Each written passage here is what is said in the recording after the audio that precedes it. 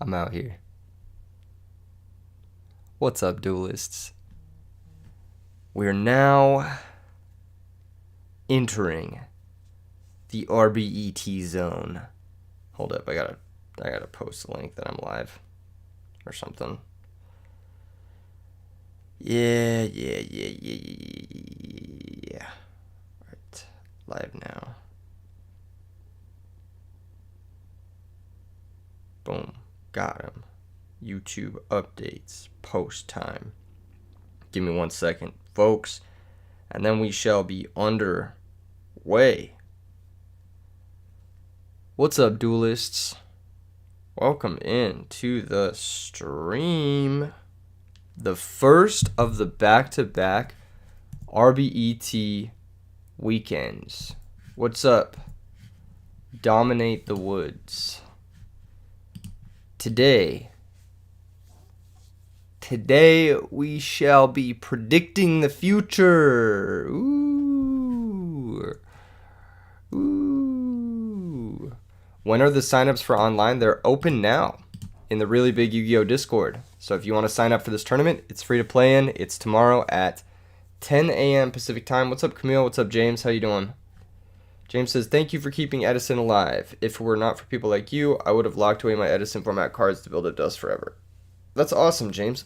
I'm super happy you've gotten use out of your collection. Oh, I just dropped something. Darn it. But yeah, no, I'm super happy. That's a large part of my goal, is because we just have these like old cards like sitting around collecting dust, and this format's great, and it's like yeah, let's do something with it, you know? Let's come together and make some stuff happen. Like I think Yu-Gi-Oh was really lacking an accessible format with affordable options. So yeah, predictions. Do we have any predictions, chatters? Should we wait till we get more people in here? Should we wait till more people are joining us? What's winning this weekend? What is winning this weekend? What's up, duelists? We're out here.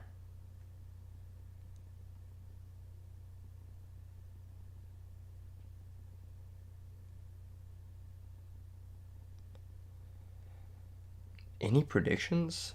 Geminis all day. Hero Beat top, maybe. I don't know. Hero Beat's kind of like underperformed this entire season.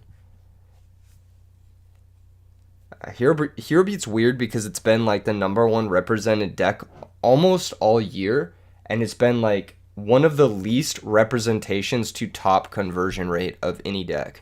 It's horribly underperformed this entire year. You haven't touched your book bag since you got home from Nats. You're all ready for next week. Let's go, Feng Shui. Dude, Orlando's going to be so nuts. It's almost sold out. I'm actually so hyped, man. Like, I think it's really close to sold out. So if you haven't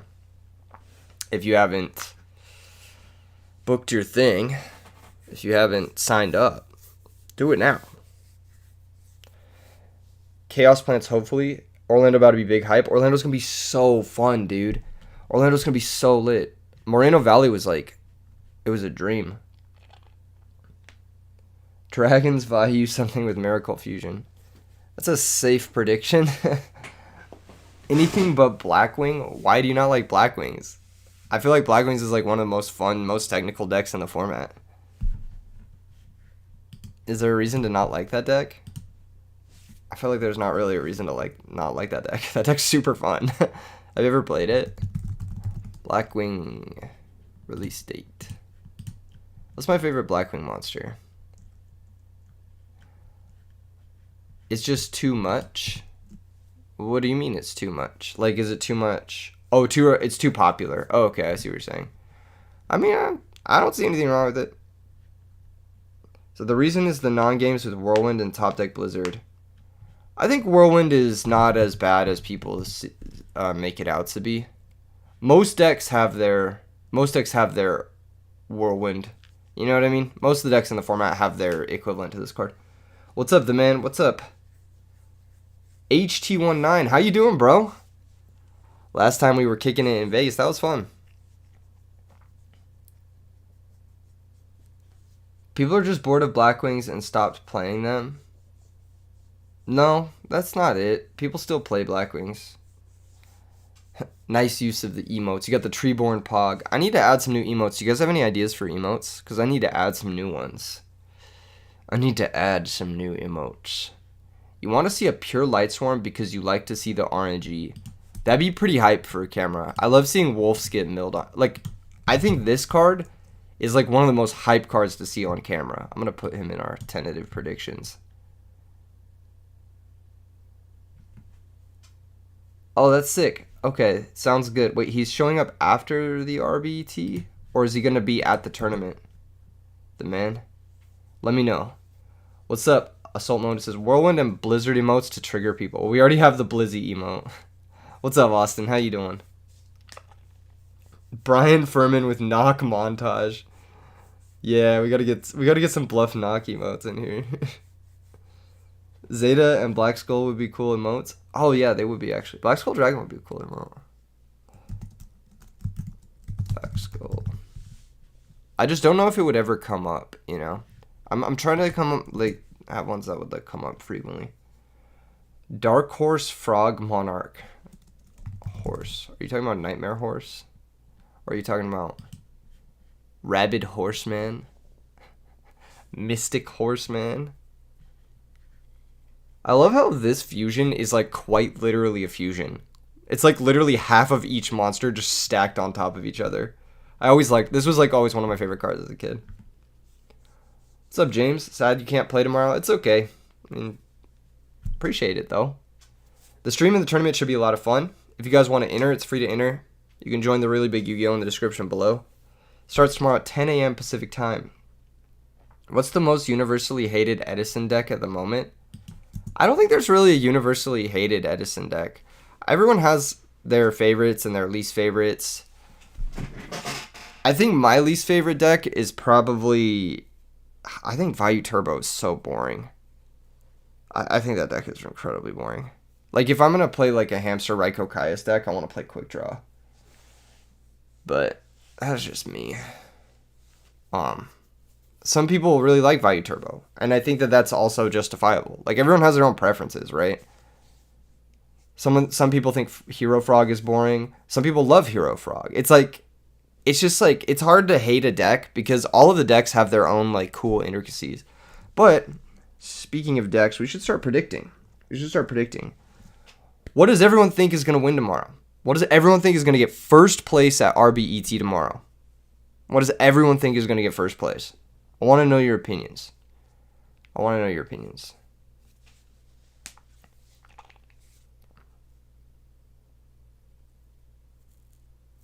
Jinzo? Diva Hero? Are people going to enter with Jinzo? Blackwing or Dragons? All Edison decks are great? Yeah, I agree. They're all great. Is 6 Sam's good in this format? No. But it's playable. Except Gladiator Beast, that's funny. Christia Swarm, Vayu Turbo, Blackwing or Dragon Turbo. Vayu Turbo, it's extremely consistent and versatile.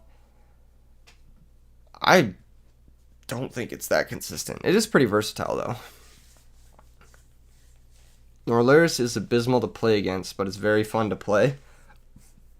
I think Norlaris is probably my least favorite deck in Edison format, because I hate hand loop decks. And it's like functionally a hand loop deck. Whatever deck Ludo plays. Dude, Ludo's so good. That guy's cracked.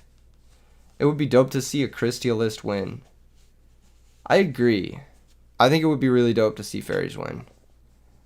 So we're going to do this.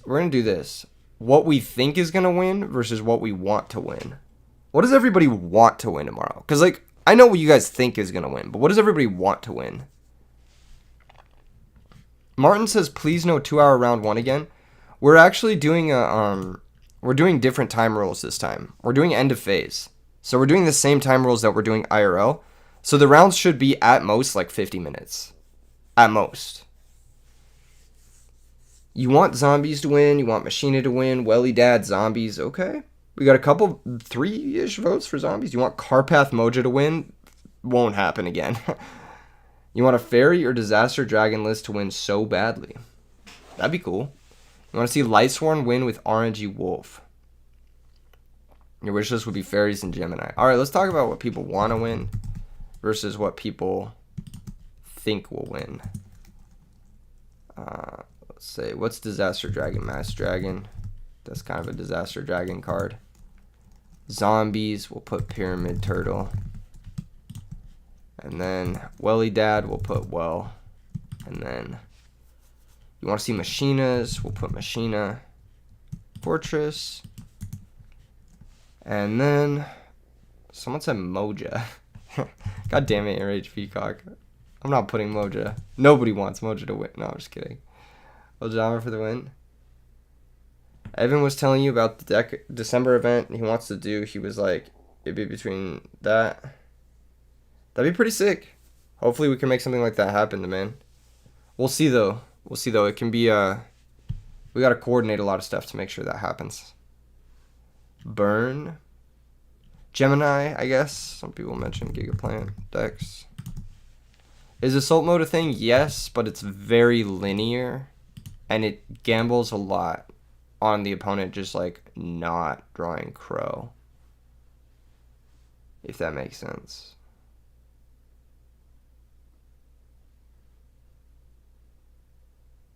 Warlock FDK. Alright, this is what people said they want to win. These 7 decks down here. And then up here are the decks people said would win. Which is like Rejuvenation, Vayu Turbo, and Diva Hero. I think this is a pretty realistic expectation. I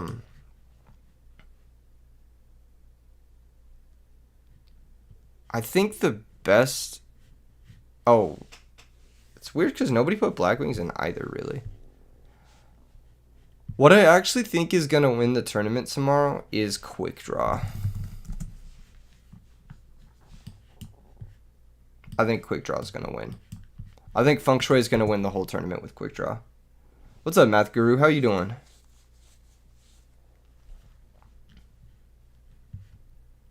That's my prediction. That's my hot take prediction. Quick Draw Top will go crazy.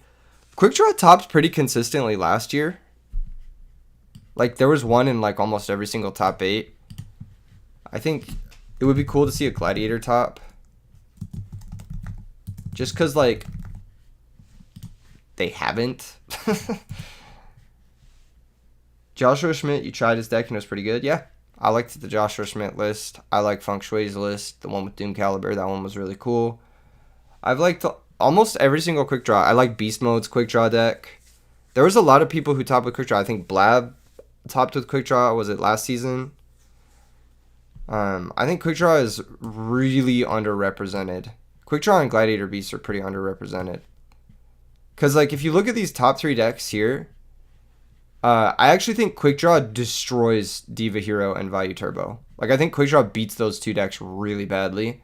And then I think it's a toss-up versus Super Rejuvenation decks. Because you can have a really fast draw with Quick Draw. Like, you can have Quick Draw Dandy Debris, and the Super Rejuvenation deck can't win through that. Like, if you can summon an early Stardust and have some back row, then Quick Draw has a pretty good matchup into these three decks. And then I also think Quick Draw does pretty well versus Fairies. The only issue is, like, Blackwings. Like, I guess I should use Black Whirlwind. This is probably the biggest issue for Quick Draw is Black Whirlwind. But if more people are playing, like, these 4 decks, Quick Draw should be fine. You said you feel like Oppression hurts Quick Draw enough. I feel like the Quick Draw decks nowadays don't lose to Oppression at all. Actually, like, the lists that we've been playing usually play like 1 or 2 Quick Draw, 1 or 2 Debris, and then the rest of the deck doesn't lose to Oppression. Like, the rest of the deck plays very well into Oppression. It's like multiple Raikos, like, just Raiko Avarice does really well into Oppression in general. And then on top of that, you have, like, Treeborn Frog if you're playing that, Soul Exchange if you're playing that. Like, there's so many ways, and the deck can sometimes main Dust Tornado. Is DDV not as good in this meta? Why the Quick Draw love now? Yeah, a lot of people have been cutting DDV, actually. So a lot of people have been cutting Deck Devastation down to 1 in their sideboards. And while Deck Devastation Virus is still very good versus Quick Draw, you can just take the risk that they won't draw it if they're only playing the 1.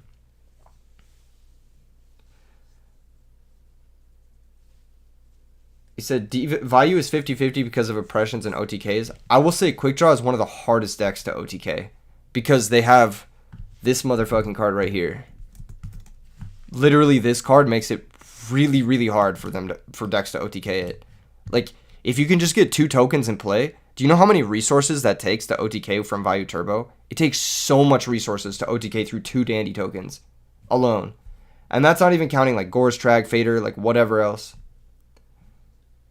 If people aren't playing DDV with so many frogs, DDV's not that good versus frogs. I usually don't side DDV versus frogs. Definitely don't side it versus hero frogs. Is oppression overrated currently? No.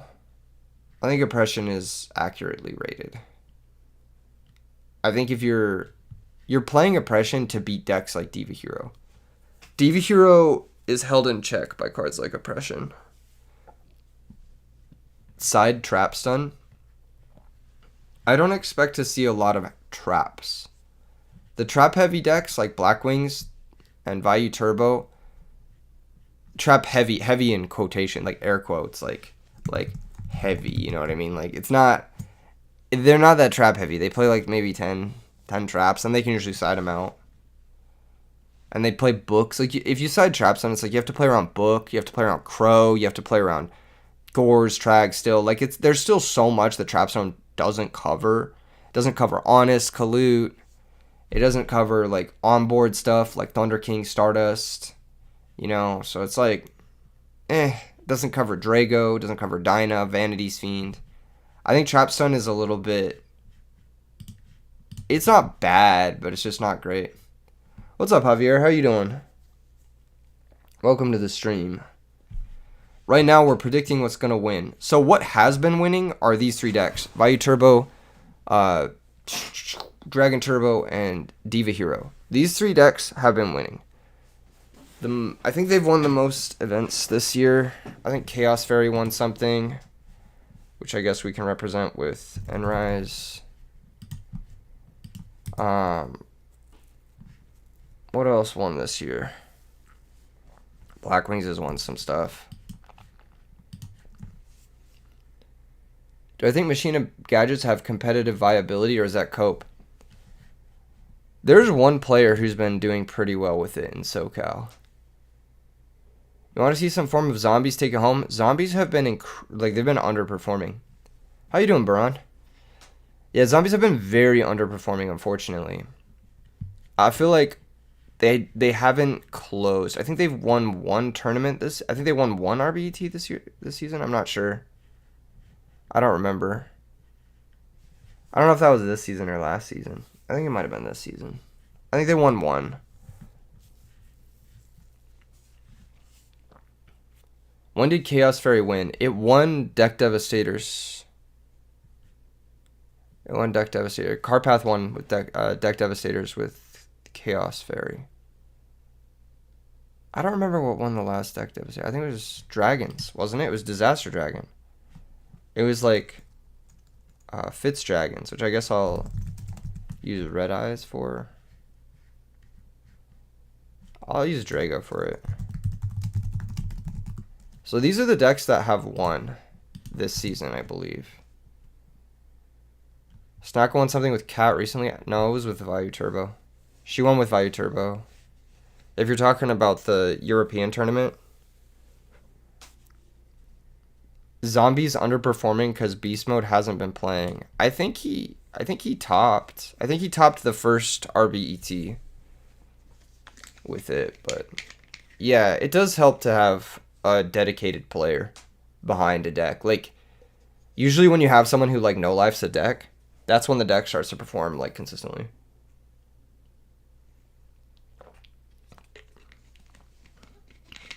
So these are the 7 decks that have performed this year. Has Frogs won anything? I know it got like, I don't know if Frogs won anything. I don't remember. Oh, it did. It did win something. It won the Karlsruhe Germany tournament. I can't speak today. Frazier won the side event. Yeah. But he also went like what? 0-2 in the main event. 0-3 drop, something like that. So it evens out. I'm just kidding. I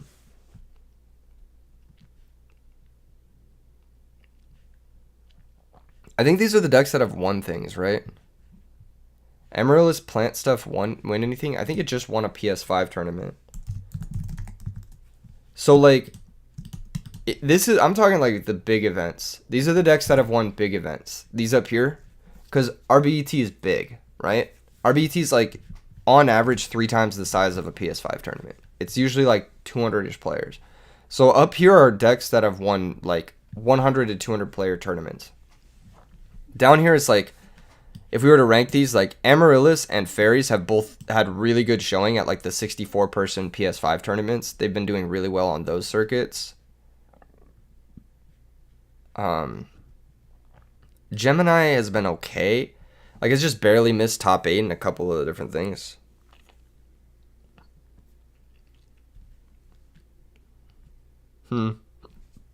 Lightsworn has been okay, too. Yeah, and Hero Beat. Hero Beat is, it's honestly, it's been like the disappointment story of this season, because everyone is playing Hero Beat and it's just underperforming consistently in all of the major events. Like, it maybe puts up a top 8, but that's pretty unimpressive for the #1 most represented deck. What do I think of Quickdraw Tuningware? I think it's good, but I think it's bricky. But I think it's very good. I think there isn't a deck with that level of, like, combo ceiling in the format other than Quickdraw Tuningware. That deck has a very high ceiling. You can end a turn with, like, 10 cards in that deck. And that's, like, not even unreasonable. And that's going first, too, which is crazy. Not many decks can do that. Very few decks can do that, actually.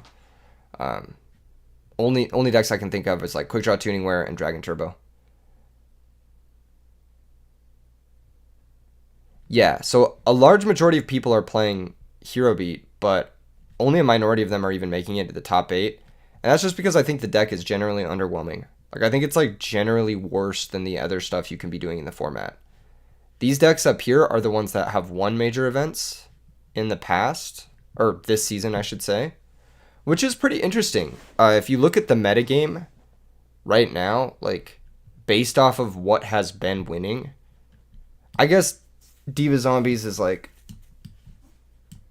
it did win an RBET, I think. I don't remember exactly. Someone figure this out for me. Did Phantom Era says Hero Beat takes up multiple slots in top 8 all the time? Question mark. No, it doesn't, actually. Not in the big tournaments. It does not. I believe the first few RBETs of the season, it didn't put any in top 8. The first DDV of the season, it didn't put any in top 8. RBET Moval, I think, was the first RBET this season it topped. And it's been heavily represented every single time. It says every time you play Hero Beat, you feel like you just barely take games. They're all down to the wire. Yeah, the deck plays on a thin margin a lot of the time because it's not very easy to generate advantage. A True Hero says that hero monsters are stronger than Blackwing, but I don't really agree with that. Royal Decree isn't enough. I think Stratos is stronger than any monster, any Blackwing monster in the format. But Yu-Gi-Oh tournament. What's up, Raunik? How you doing today? What do you think is gonna win, Raunik? Kappa. We all know what you're gonna say. I think Stratos is better than most of the Blackwings. I don't think Alias is better than any of the Blackwings. But I think Stratos is better than... Like, what hero monsters is he talking about? Is he talking about, like, Stratos? Because, yeah, Stratos is really good. Like, Stratos is... What other hero monsters, like... If we search hero, like, are we talking, like, Avian? You know what I mean? Like, this is not better than any Blackwing monster. Your average hero monster sucks ass, actually. Like, very few of the hero monsters are, like, actually good monsters. I think it's, like, Disc Commander, which is banned. Stratos, Malicious, which is, like, semi-limited. And And that's really it. Like, what are we talking about here? Like, there aren't that many playable hero monsters. Like, Prisma's kind of... Like, Prisma's okay. Prodigy's okay. Plasma's, like, good if you can support it. But the thing is like, the Black Moon monsters are just outright good, and then on top of that, they have synergy. Like, they're good, and then they have synergy. Maybe he was referring to Absolute Zero, because this card is obviously insane. Like, this card is dumb as fuck. At the end of the day, a good swordsman is more important than a good sword. I agree. I think in Edison format particularly. As you can see from the amount of decks that have won, I guess I should put Malicious for Diva Hero, because this is a bit misleading. We'll put Malicious for Diva Hero. If you can look at the decks that have won, it's a good variety. It's a really, really good variety. It's a good mix of decks. Actually, did Blackwings win anything big this year? They did. Yeah, Stevie won RBET with Blackwings with no brain control, if I remember correctly. Okay, yeah, okay. These are the 8 decks that have won things this year. Actually, has Diva Hero won anything? Wait, I don't think Diva Hero's won anything. Can someone correct me on this? Has Diva Hero won anything big? I don't think it has.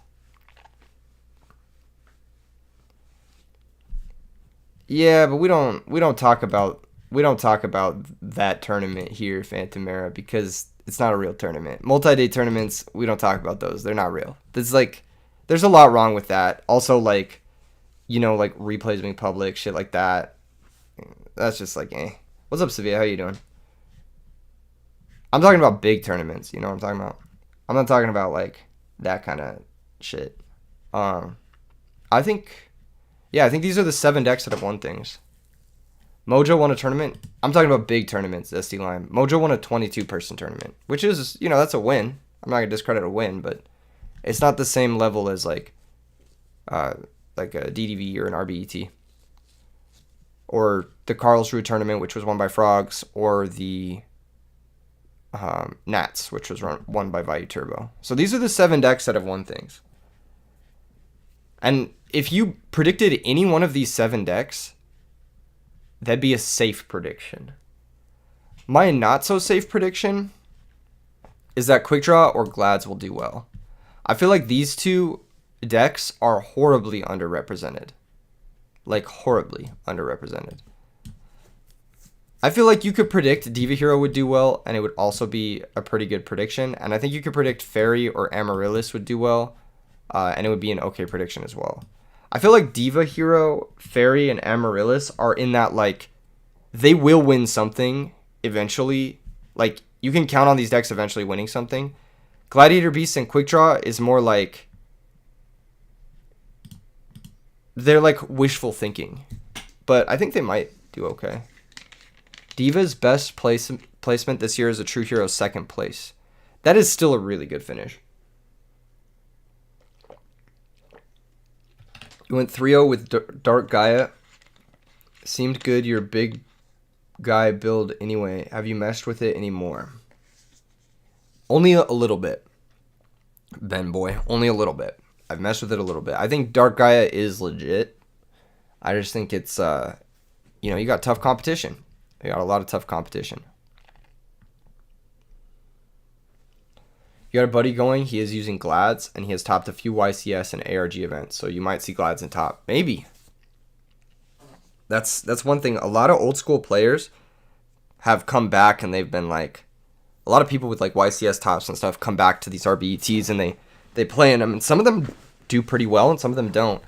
One thing I've noticed is actually the 2 players who have done really well. If we go back to the SJC Edison top 32 or whatever. So the players that have done really well are actually Feng Shui, who topped with Lightsworn. I believe, where is his Lightsworn build? Is this it? I don't know if that's it. Hold up. It might have been this one. God damn it. Oh, it was this one. Yeah. Feng Shui, who actually topped the Shonen, and Enye. Where is he? I don't know if I'm pronouncing his name right.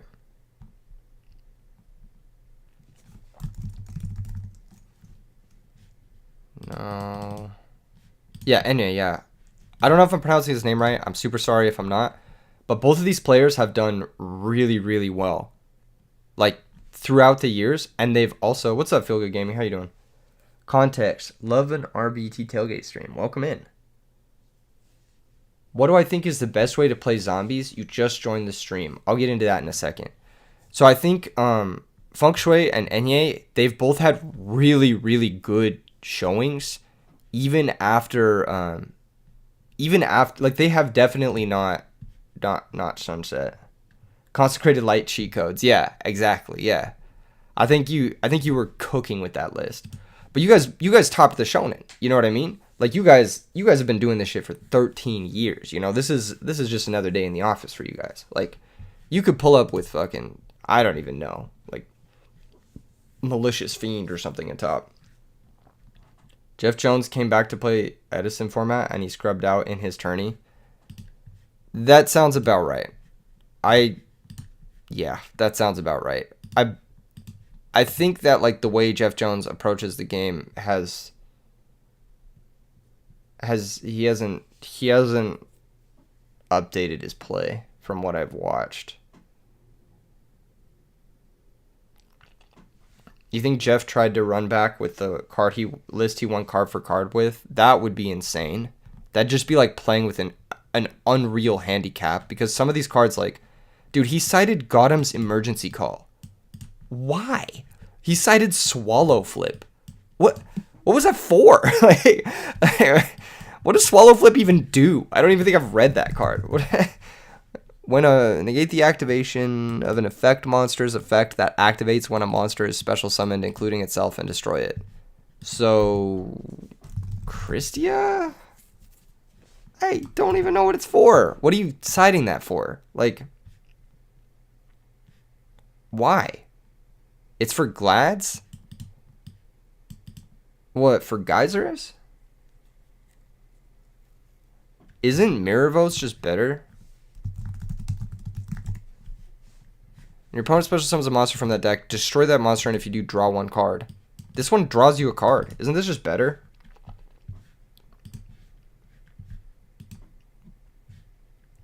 No, it has to be for Geysers, right? When a monster is special summoned. Oh, I guess it can do the tag-in ones too. But this doesn't hit. It doesn't hit Laquari or... It doesn't hit a lot of them. It doesn't hit Secutor. It doesn't hit... It literally only stops Geysers and Rediari. And I guess Equest. Darius too, I guess. In 2010, X-Sabers was a decent meta deck. You know, people who actually played it before the Shining Darkness. I don't remember anyone playing it because I remember Emmersblade being $180 because it was short print. Swallow Flip negates effect and also stops Geysers, which Mirror doesn't. Okay. Wouldn't it be better to just play Starlight Road? Though? I guess you can hit the other effects with it. This card seems very bad. But, I mean, like, not bad against Gladiator Beasts, but if you cited it in today's metagame, like if he went to a tournament today and brought his exact list, I feel like you would never use this card because nobody plays Glads. It's just like, oh, it was 90 and then doubled to doubled when the Shining Darkness came out. That makes sense. Yeah, it was really expensive. It was like people were like spending a ton of money on Emmersblades when they first came out, and then they played the deck for like a week and they were like, I don't want to play this. Like, I remember that happening to a couple people who like bought up all the Emmersblades in our region and then realizing that they just didn't want to play the deck till Dark Soul came out. It hits all besides Secutor. I don't think it hits Laquari or Hoplomys. I don't think those activate. System Down is interesting. Citing this instead of Cyber Dragon is really interesting because I feel like Cyber Dragon is better. But maybe he just didn't own Chimera decks. Laquari doesn't activate though. It doesn't start a chain. Yeah, it doesn't start a chain, so you can't swallow flip it.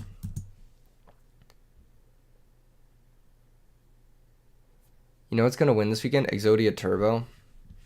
It might. It won't, but maybe. Anyway, I feel like you need to update your play. And I feel like Feng Shui and Enye have like, they've updated their play, if that makes sense. The mindset back then was every time the format turned over, everyone's first assumption was Glads was popular to start, so siding against them was super common. That makes sense. Yeah. There was a lot of like choices. Roy St. Clair got third with Sabres the event before Edison. That doesn't sound accurate. Because wasn't the event before Edison before Absolute Power Force?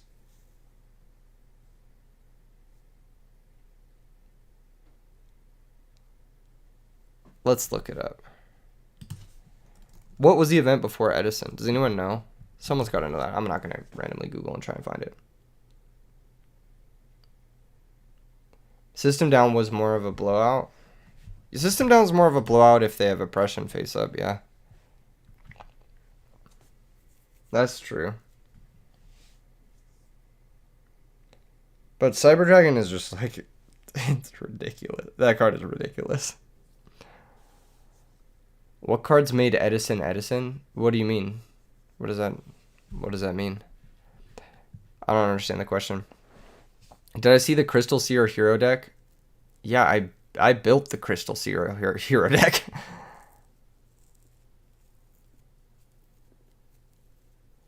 I don't know. I think these are pretty solid predictions. Let's get rid of some of these other things that's out here. Okay.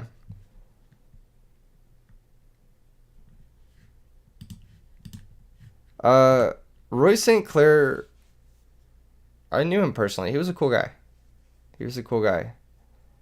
Back then, things were different with regards to cheating, and I'm not really qualified to talk on that subject. What was the final release that made Edison? Absolute Power Force. Yeah. No, Roy was a good guy. So this wasn't he a known cheater? He knew how to cheat, if that makes sense. And he would show people like this is what happens when someone is cheating. Like he would show you. But I don't think known cheater is an accurate description.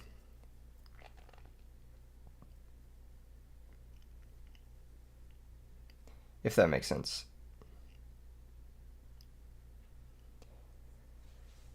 SJC Indianapolis.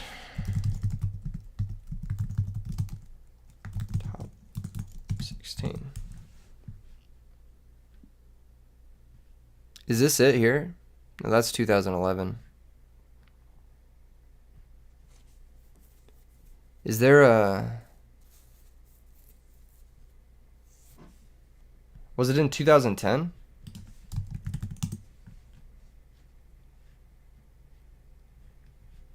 Or was it in 2009?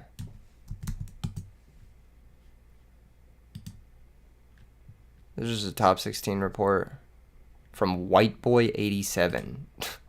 That's hilarious. SJC Nashville is the one before Edison. Okay. SJC Nashville. And that was in 2010, right? That had to be in 2010. March 3rd. So this was before Edison format. Third place was Dan Rose with Chaos Lightshorn. Yeah, no X-Sabers.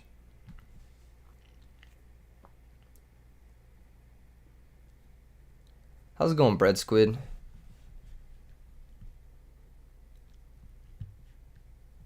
For real though, you do think Blackwings are going to be pretty decent. With stuff like DDV falling off, many of Blackwing's better matchups may be represented at top tables. Yeah, that's kind of what we were talking about, Simon, is that Quick Draw can be doing a lot better with like less players playing DDV.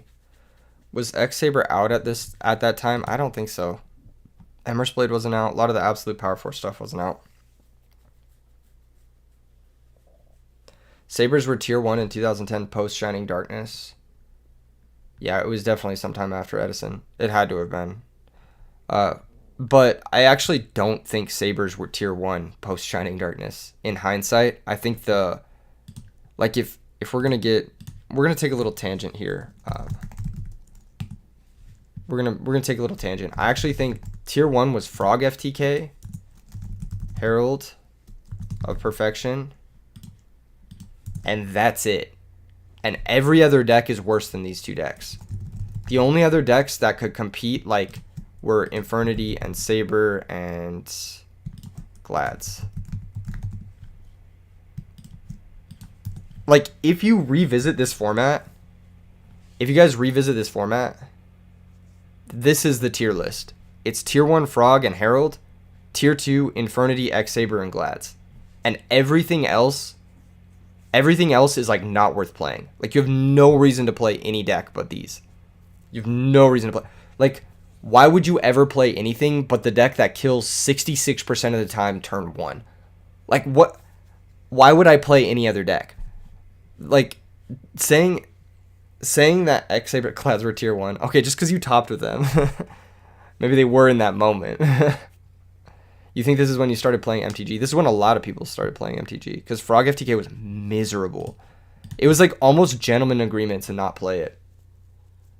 The Yu-Gi-Oh! Fandom Wiki says in the bracket, Roy did get third with Sabres in Nashville losing to Hoban. It must have been a different Nashville. Because that doesn't sound right. Didn't Adam Korn top that Nats with Salvodad? I don't fucking know who that even is, bro. All I know is that there was a deck that guy played that had Monarchs in it. That's all I know.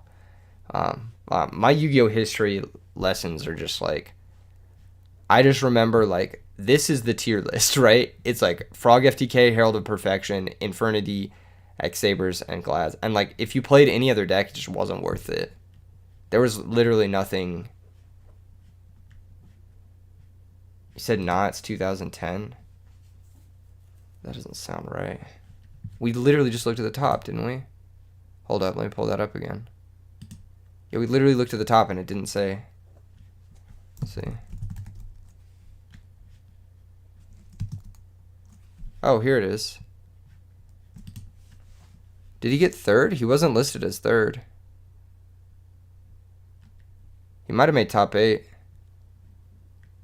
Double Full Helm Knight, Monk, Cat, triple Embers Blade. Oh, this must have been right after the release of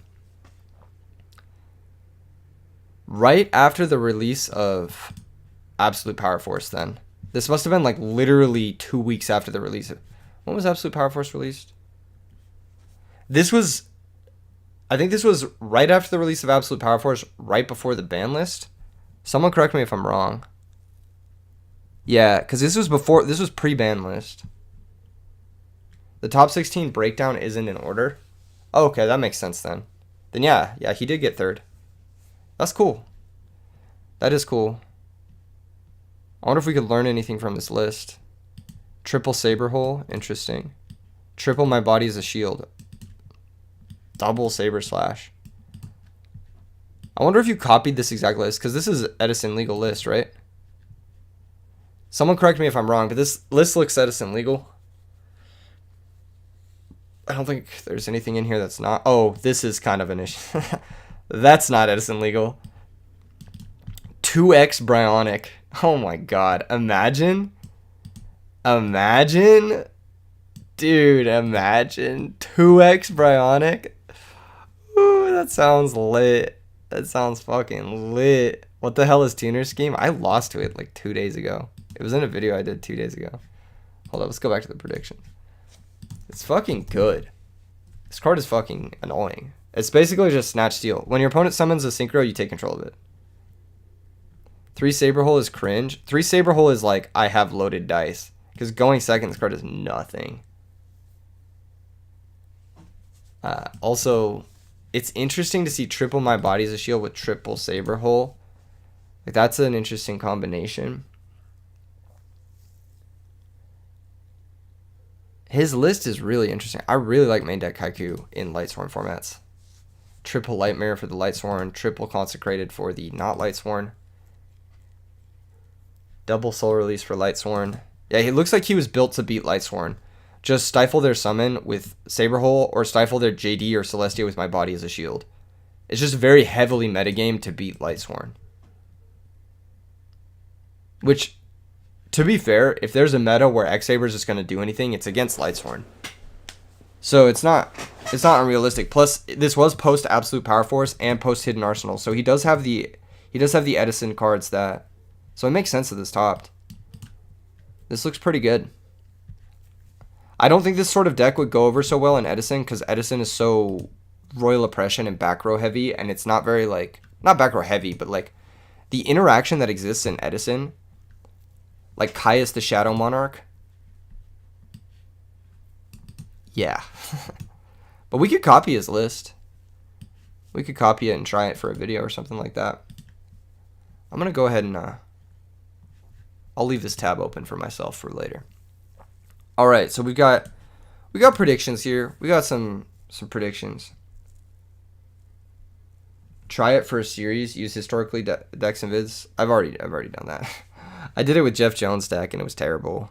Like I just lost to everything. You have 2 tuner scheme and you never thought it was a good side card. It's good because it can steal value synchros. And stealing an Armed Wing is usually all it takes to win versus that deck. Because they sink a lot of resources into it and you just take it for free and it's like, get fucked. It's pretty good.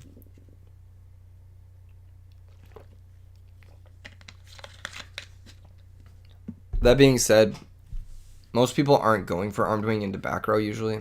It's pretty rare. Or going for synchros in general into back row unless they have to. So, if you remember the set between him and Hoban, he tried to Gotham's E-Call, and Hoban hit heads on Fiend Comedian. That's based. That's pretty funny. That's crazy. These guys have been playing forever. I remember Henry Sue. That's a name that I remember. What is he playing? This dude is just straight up playing Chaos. That's kind of based. Look at this deck. This deck is cool. But he's got the 2 Sorcerer, which you can't emulate in Edison. But like, let's say you go down to 1 Sorcerer, 1 Allure. Is that the only change? It's just 1 Sorcerer, 1 Allure? You could play this deck. Yeah, you could play this deck with just 1 Sorcerer, 1 Allure, and just replace those 2 cards. I wonder if it's any good. His list looks very modern. Like, this looks like a list that I would see someone play today. He has triple Eradicator in the side. What the fuck? And double Fusilier. That's crazy. That's a crazy sideboard package. We might need to steal that. No, this guy's deck looks money. Henry Sue is ahead of the curve. I don't like Fader Alchemist as an engine, but it works, I guess. He's got the Fader Alchemist Caius engine, which Carpath had success with in his Chaos Fairies deck. Now that I think about it, Chaos Fairies is basically this deck. Yeah, this deck just looks like Chaos Fairies. He's even got the 2 Shining Angel. Except this deck doesn't have Christia, which I think is the biggest difference. Caleb says Flamvel could take first. I don't think Flamvel is making it out of round 3. I legitimately do not think that deck is good. I don't think it has topped a single RBET. Which is, that's insane. It did get second place at Karlsruhe, but I think that was a fluke. Do I remember Johnny Nguyen? No, I don't. I remember Alex Van Sant. Obviously, I know who Patrick Hoban is because of all his writing. I remember Satoshi Kato.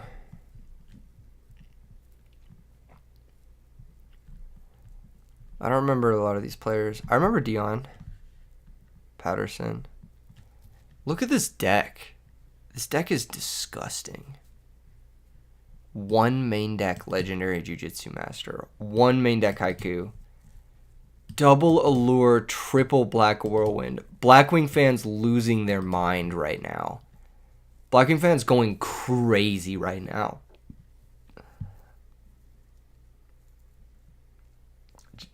Nguyen is pronounced win. Oh, my bad. I am not familiar with the pronunciations. Does anyone have any issues with these predictions? Does anyone here have any issues with these predictions? Because I feel like these are like, this is like the 12 decks. Like if we had to put like, Bog says these aren't Edison deck lists. No, the ones we were looking at were not Edison deck lists. They were the format right before. This was the format right before Edison. Some of, like, obviously triple charge of Light Brigade goes insane. Crazy. Dude, imagine. Oh my god. Okay. Broken Eclipse says Lightsworn best deck. I don't think Lightsworn will top this tournament.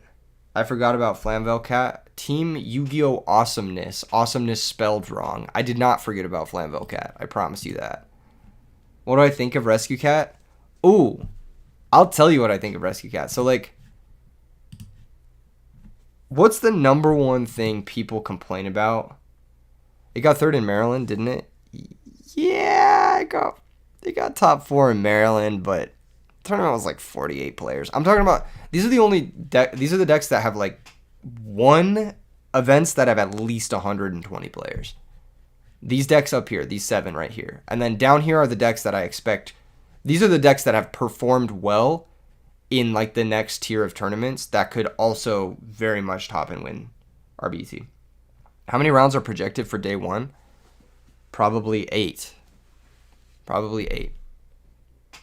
You gotta work Sunday. There's probably 8 rounds. Saturday. Is there a world where people drop side Cyber Dragon so Machina can top? No. No, there isn't. I think Machina can top. I just don't think that people are going to drop Cyber Dragon from their side deck. I just don't think that that's a realistic expectation. Okay, so let's talk about Cat. We're going to do a new talking about Cat. So, like, you guys know Deep Sea Diva, right? This is kind of like one of the biggest innovations of modern Edison is the use of Deep Sea Diva and Spine Gilman. Are we all on the same page here? We're all on the same page here? Ken says, does it usually start on time or usually a little late? It usually starts on time. Deck submission closes, I believe, 10 minutes before the start time. So it should start on time or like maybe a minute late. But your decks have to be submitted 10 minutes before the tournament starts. So this is like one of the newest innovations of Edison format, right? It's a 1-card synchro. It's summon Diva, get Gilman, make a 1-card synchro, right? Can we all talk about, we get this, right? So you have 3 payoff cards functionally. You have 3 Divas, which is auto +1 on a summon, which is a really strong effect. Auto +1 on a summon is really strong. And you have 1 brick in Spine Gilman. Rescue Cat is kind of the opposite in that you have 1 payoff and you have 3 bricks. So, like, you have to justify playing 1 payoff card with 3 bricks over playing 3 payoff cards with 1 brick. Like, you have to justify playing this somehow. And it's very, very difficult to justify playing this over Diva. I don't really, like, what is the justification? Why am I ever playing Rescue Cat over a Diva deck? On top of that, 3-star tuners are worse in the format. Technically 4 if you want to make, yeah, let's say you're playing Dark Panther instead of an Airbellum. It's still, or let's say you're playing 4 bricks. Whatever, it's still like, you know, like these are very bad cards to draw. One way or another, it's either 3 or 4 bricks. You have to justify playing Avarice, which Avarice is good but can become very dead. Avarice is good, but you're shuffling 4 bricks back into your deck and then potentially drawing into them again. Avarice is really only good when the cards you're drawing are actionable, like Raiko, like, you know, Quick Draw Dandy. Carpath says, because I feel like it. Now, Carpath, we know you're the GOAT, all right? We know you're a legend. And that's a Giga Chad answer, Giga Chad response. But in general, like, if we're talking about RBET, you know what I'm saying? If we're talking about, what is it? I'm stun locked by Carpath's appearance. If we're talking about RBET predictions, like, realistically, if someone is entering an RBET, they have to be Giga Chad like Carpath to choose to play Cat. And then on top of being Giga Chad, they also have to draw like a god for fucking 12 rounds. Which just doesn't happen when you have 4 bricks in your deck. It's not realistic. And usually those decks have to play other bricks too on top of it, like Descendant. Which is like the ultimate brick, if you ask me. Which route does the automobile take, Carpath? Which route does it take?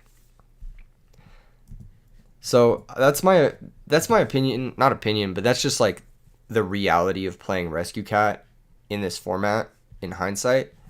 That being said, I think Rescue Cat has some unique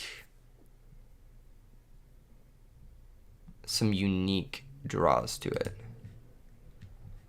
I feel like it has some unique draws to it. Like, okay, sure, Airbellum is terrible, right? But the payoffs for resolving Rescue Cat are often like higher power level than the payoffs for resolving Diva. And Diva also pigeonholes you into like needing other stuff happening. Although Rescue Cat kind of does too. Hot take, Reese the Ice Mistress. That card is not legal in Edison format, so it's not a hot take at all. That card's just not legal. Nice try though, cheater. Summoner Monk can get you your cat, and then you can use the level 3 tuner to go into Arcanite and maybe out an annoying card.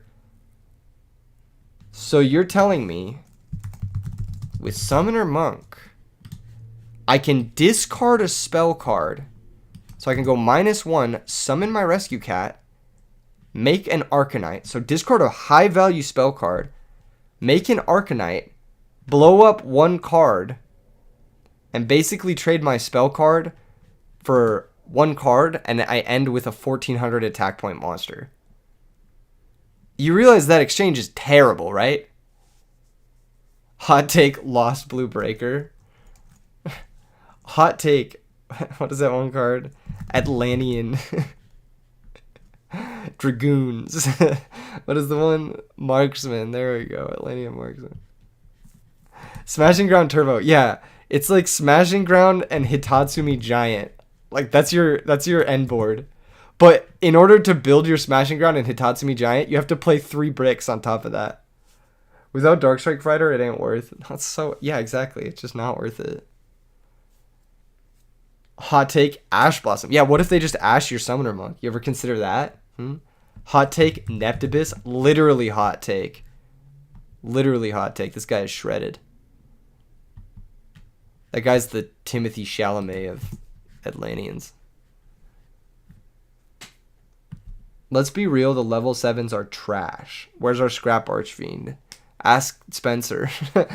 Motherfucker tried to bring that against me in an Edison game. I was like, bro, what are you doing? Hot take, Victory Dragon? Victory Dragon, anyone? The funniest part about this card is your opponent can just concede the game on attack declaration. So they can never actually resolve the effect.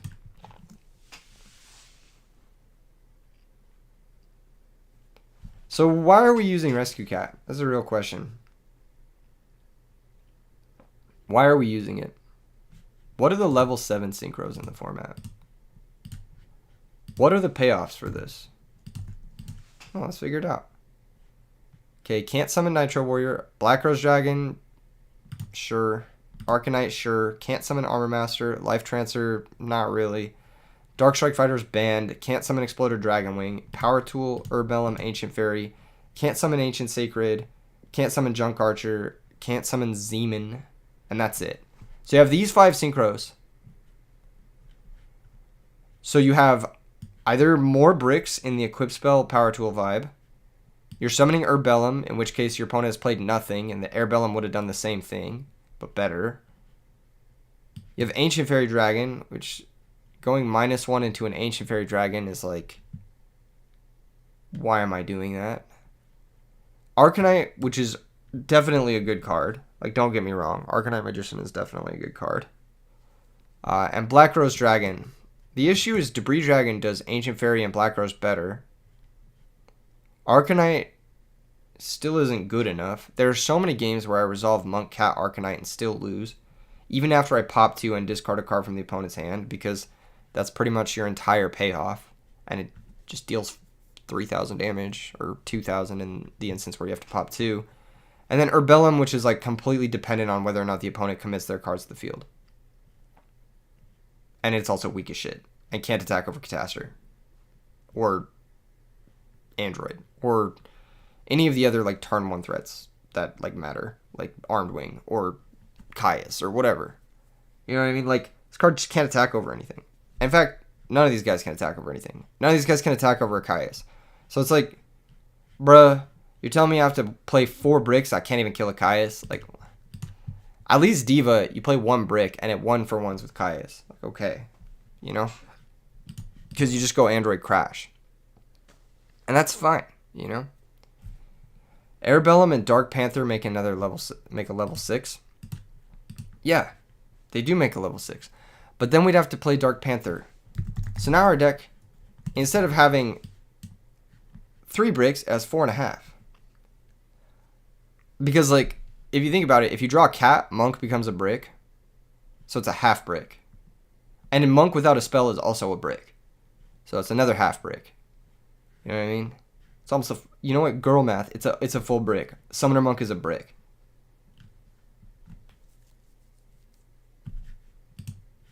Alright. Back to the predictions.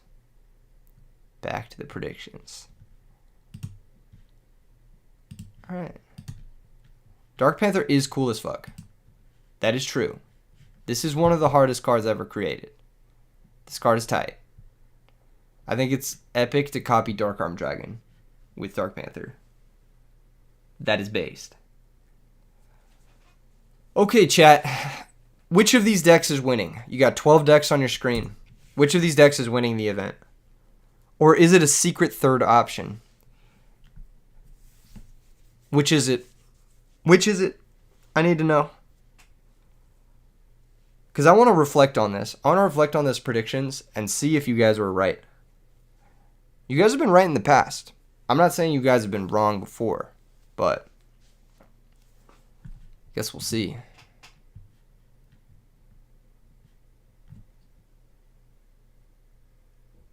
Interesting.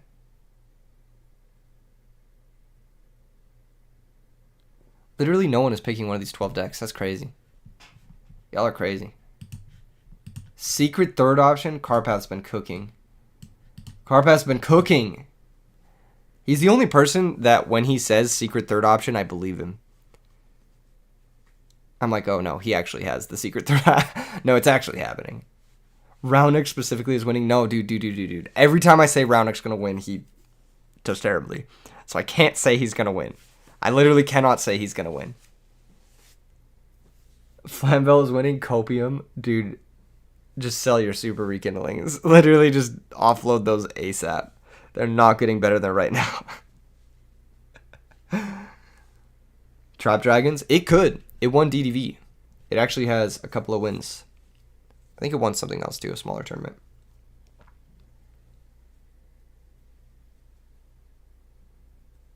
Pro Storm. Whatever Pro Storm is playing. I don't know if Pro Storm's entering this. He hasn't been playing that much lately in the tournaments. I don't even know if... I think he has his invite, but I'm not sure. I think I gave him an invite from winning last year. As much as you dislike Blackwing, they'll probably win. If we go based off of probability, the most likely decks to win are Dragon Turbo, then Vayu Turbo, then... I don't think it's Blackwings. I think it's Frogs? No, it might be Zombies. It might be a 3-way tie, or a 5-way tie between these next 5. So, like, Dragon Turbo and Vayu Turbo are the only decks that have won multiple events. These 5 have only won 1 event. And then, these down here have, like, consistently put up tops, except Glad's. But I think Glad's is good right now. So that's why I have it in here. I personally think Glad's could totally... Like, Glad's has never topped... Or it's only topped 1 RBET, but I could totally top an RBET. Like, I don't see why it hasn't been. You haven't seen a lot of OG players recently, like Beast Mode, Pro Storm, Silchis. Yeah, Beast Mode, I think Beast Mode just had a kid. So he's like, obviously, understandably busy. Understandably doing his own thing. Silchus Ruin, I think I don't know what he's been doing. I know ProStorm's been traveling a lot. Did Black Wings win the last DDV? So I don't know what won the last DDV. I thought Fitz won the last DDV with Dragons.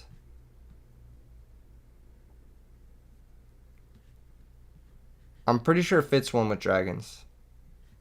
He had like a, and then Carpath and I played it.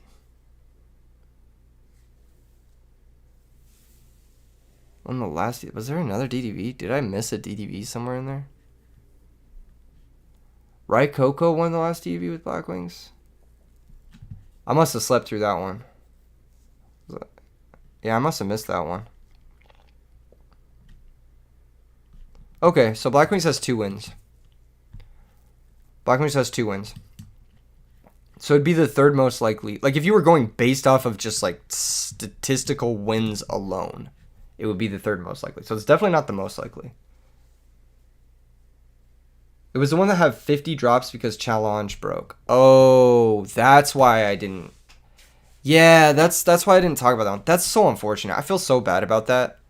Dude, Challenge is so sus. It might even happen to us tomorrow.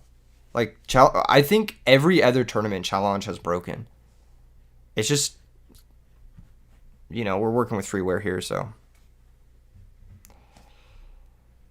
It's just nature of the beast, We're constantly here with, like, DB crashing and Challenge crashing and stuff. Okay, that's why, yeah, I was going to follow it, but then I saw the tournament kind of imploded. Challenge crash on the bingo card. I do not want to manifest that. I would hate for that to happen. Because, like, the worst part about Challenge crashing tomorrow is there is no other day I could reschedule this RBET. Every other weekend until Rulers, I'm busy. So if this tournament doesn't happen tomorrow, it's not happening. Which is not good. It's not good.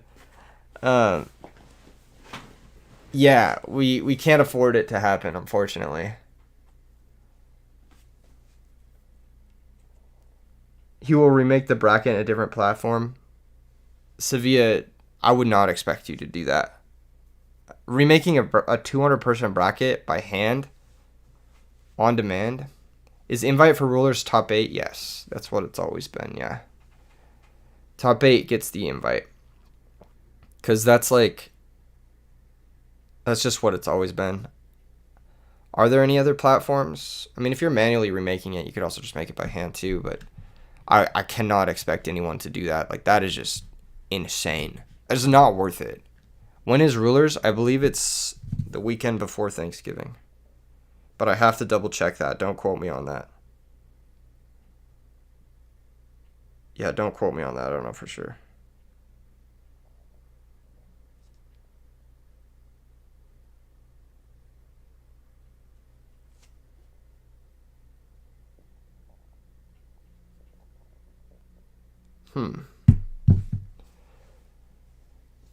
You'll support helping make bracket. Well, if it happens, I mean, it's just like, how can you help someone make a bracket? Is there an easier way to do it? 12 likes and 66 watchers. That is sus. Like the stream, everybody, while you're here, and also subscribe. A lot of people who hang out here don't subscribe. You know what's crazy is, like, yesterday I mentioned, like, how many people watch versus how many people are subscribed and how many people return watching, like, briefly. And I got like 30 subscribers just from like mentioning it. And I was like, oh, yeah, people just forget. It's legit. Like, people just forget to like and subscribe, but it actually helps a lot. It goes a long way in helping. Okay, so I like these predictions a lot. I think it'd be pretty disingenuous to not include Hero Beat just because of representation. But I think the deck is so bad, like, it's so middling that, like, I don't think it's better than, like, Amaryllis. I don't think it's better than Fairies. I don't think it's better than Quick Draw. It might be better than Glads, but that's arguable. Like, I think if I was to do, like, a tier list based off of results, My tier list based off of results would be this. It would literally be this. I think. Maybe frogs and zombies would be interchangeable. Someone asked me earlier, what do I think is the best zombie list? We can build the best zombie list. Best zombie list. What do I think of the BK deck into the meta? I think that deck needs work. And I think it needs work from someone who is not really absorbed in. I think it needs a third person perspective. Broken Eclipse says you have zombies but not Lightsworn. Lightsworn doesn't top shit. It's been one top the entire year, and it was like the main deck Cyber Dragon Graganith list from ×2, and he's just a goated player. Like Lightsworn, it just doesn't win. Like if it won, like sure, but it just doesn't. Okay, so zombie guy. That's not what his name is. The best zombie list probably looks something like this.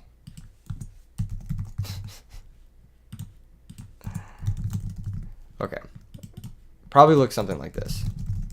Realistically.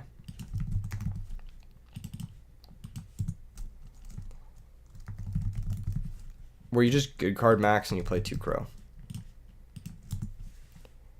I think this is like somewhere in the ballpark. Possibly even a 3rd Pyramid Turtle.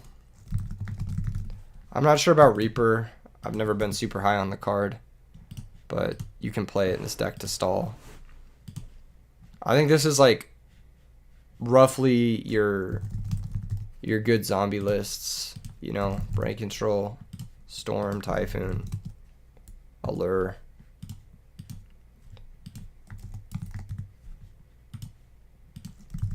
You guys like Reaper? Why? It's just another goblin zombie target? Is that why?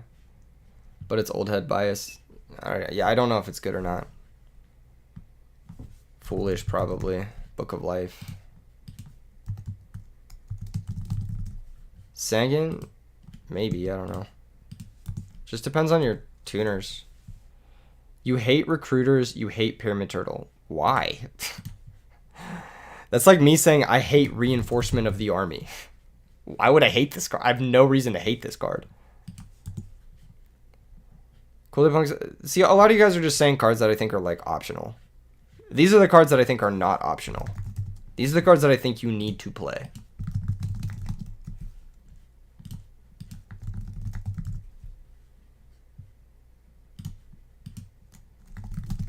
Like, I think this is just like pretty safe, you know.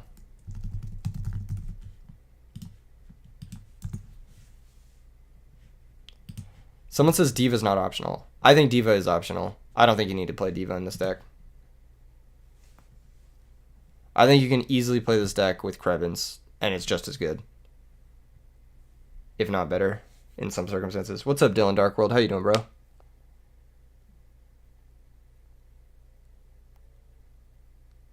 Turtle, Tomato, Rat, you have to force the issue. You just normal summon it.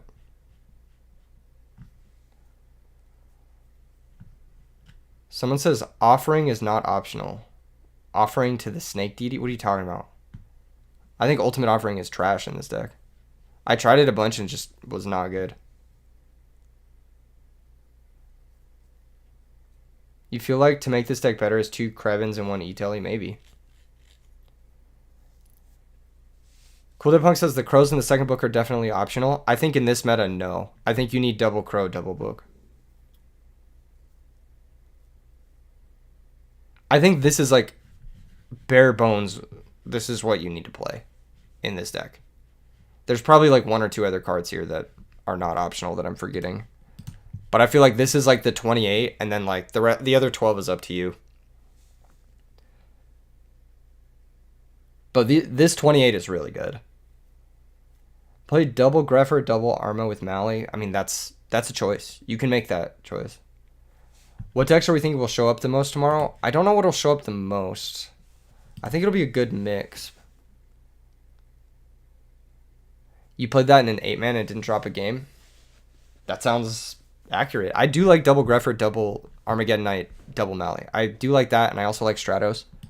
But I'm a big fan of Willy Dad. I mean, like, I like that deck. That deck plays more to my playstyle than Diva Zombies does.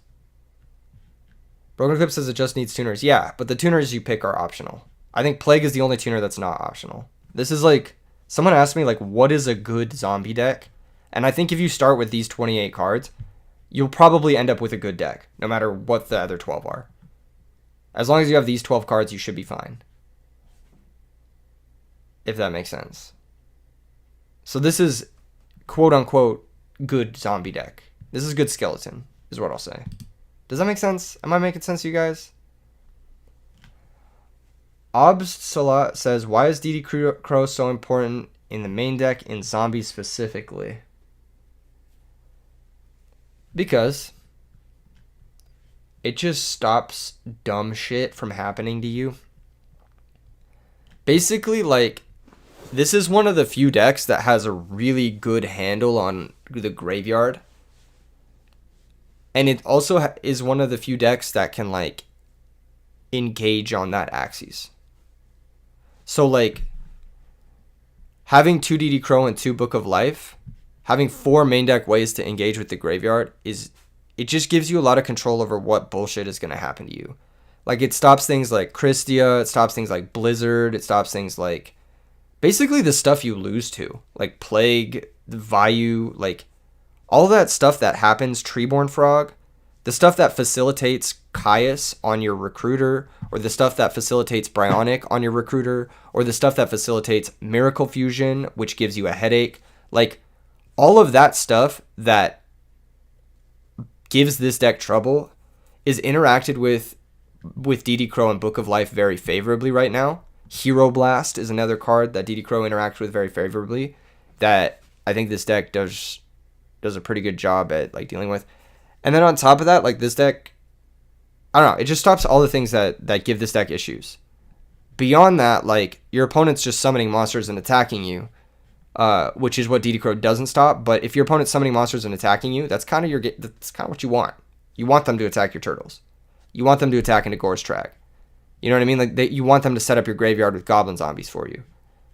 So, like, yeah. Yeah, Crow can stop stuff against Dragon Turbo, which, you know, is good. I think if you're playing this deck right now, the Crows and the Book of Lives are, like, amongst your better options. This deck can struggle with frogs. This deck can struggle with, like, Debris Dandy. This deck can struggle with that sort of stuff. So I think just having access to it is pretty important. If you're not maining the Crows, then you're probably playing the Well list. I think the Well list is the only list that can afford to not play the Crows because it's so fast. But that's it, really. It's a zombie version of Orange Light. Kinda, yeah. It's basically like it interacts with the stuff that beats you. So that's why I think it's good. All right, what was the thing? What was happening? Someone was asking me something. I forgot. I missed it. Oh, what decks? Derek was asking me, what decks are we thinking will show up the most tomorrow? Okay, that's a good one. What do you guys think is the most represented deck tomorrow?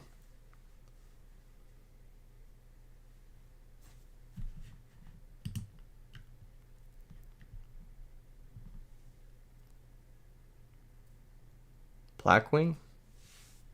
Heroes? Do you think people are genuinely going to bring Heroes after Heroes has been underperforming the entire year?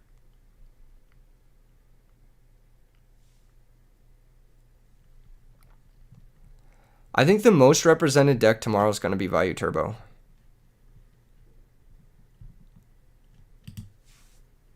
Because that's the deck that a lot of people want to play. It's simple. It's straightforward. It's linear. Spencer's cooking something spicy. Spencer will not make it past round 2. I have played against him for the past 2 weeks, and I have not lost. Derek, I have not lost. And I'm not as good as the players playing in this tournament. So I do not think that Spencer will do well. That is I'm being honest. I'm being very honest. Sevilla, the average decks are just a meme post side. You don't think that it would warrant Marion Crow? Average decks, they come up. I think Value Turbo will be the most played deck tomorrow. That's my prediction. Value Turbo or I don't know. Just because, like, it won Nats, you know? It's kind of in people's, like, radar. If something wins a big tournament, like your average player who shows up to these events, they're searching first place deck lists, and they're searching for the biggest tournament, and they're just going to copy that. And that's going to be your average player. That's like when you see a majority representation, it's because something won a big tournament. Now, your average player isn't going to pick up Dragon Turbo. They're just not. The average player doesn't want to pick up something that complicated.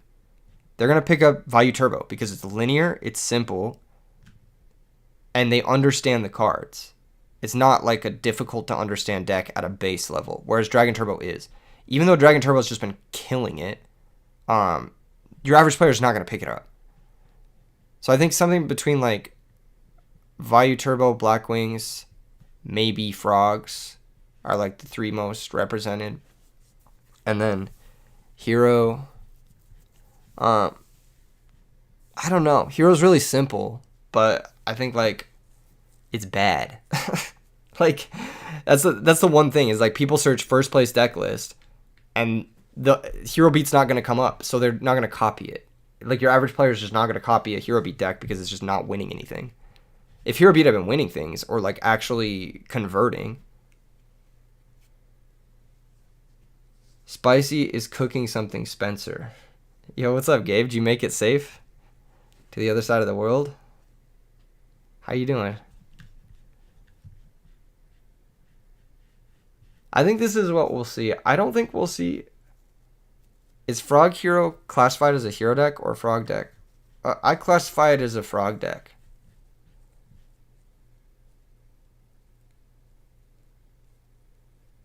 When does it start?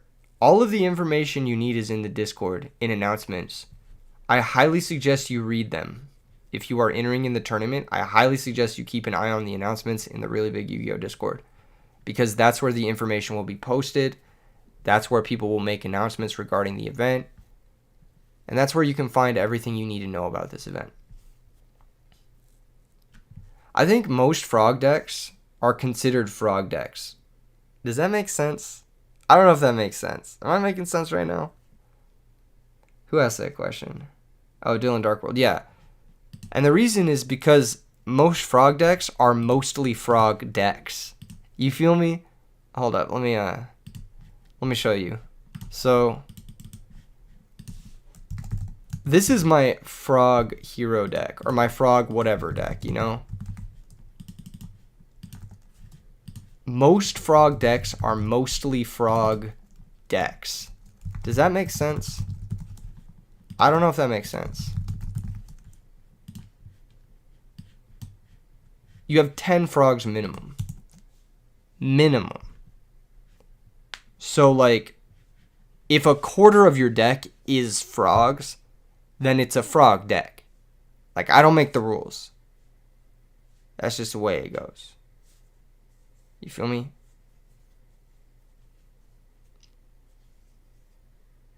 Is classify whatever engine is the most annoying part? Yeah, that too. But, like, I feel like it's just, like, if your deck has 10 or more of that card, then that's a pretty defining factor of the deck. That's it. Which frog is the cutest? It's Treeborn, and it's not even close. All the other ones are kind of ugly. Especially, like, I find Swap Frog hideous. Yeah, it's Treeborn, it's not even close.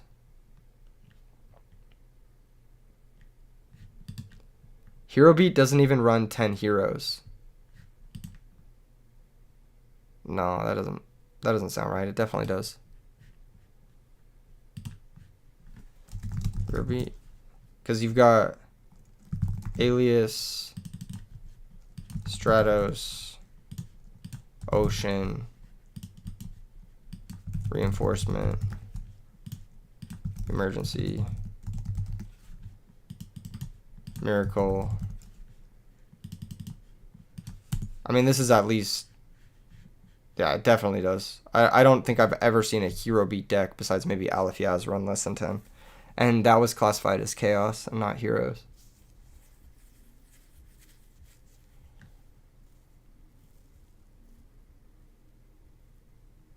Bubble Man if you're based. Yeah, Bubble Man if you're based. If you count the extra deck. 0, Gaia. If they play Prisma, like the RBT Moval listed. There's a whole bunch of ways you could play this. But I'm pretty sure, like, you don't see less than this. Usually. Sometimes 2 e-call, maybe. But, I don't know. It's roughly this. You said we all know Blackwings or Dragon Turbo taking this unless DV Hero comes through. I don't know. I feel like Fairies could win. But I always feel like Fairies could win because it has the best matchup versus the field. Blackwings ain't been converting. Apparently they won a DDV, which I just learned today. So they've won 2 events this year, which is pretty good. I think it won an RBET. Which is much more. All of these decks at the top here have won major tournaments this year. So these 7 decks up here are the ones that have won major tournaments this season. French Twilight making an appearance. 1 Necro Guard and a Pain. Not enough people entering with Fairies. Not enough good people entering with Fairies. Emphasis on good people. You saw when Carpath piloted it, he won. And it wasn't close. He just crushed everybody. So... yeah. Do I think Raunuk would still be good without his hat? What? That's a deep lore question. He's probably in the chat. You could ask him. I think yeah, I think these 7 have won events this year. So they've shown that they have what it takes to win. Down here are the decks that I think in this order have what it takes to maybe Hero Beat is more likely to win than Glads. I think in this order are most likely to win based strictly off of representation and ease of piloting. I feel like Amaryllis could win. I feel like DV Hero could win. I feel like Fairies could win. These 3 is like the most likely.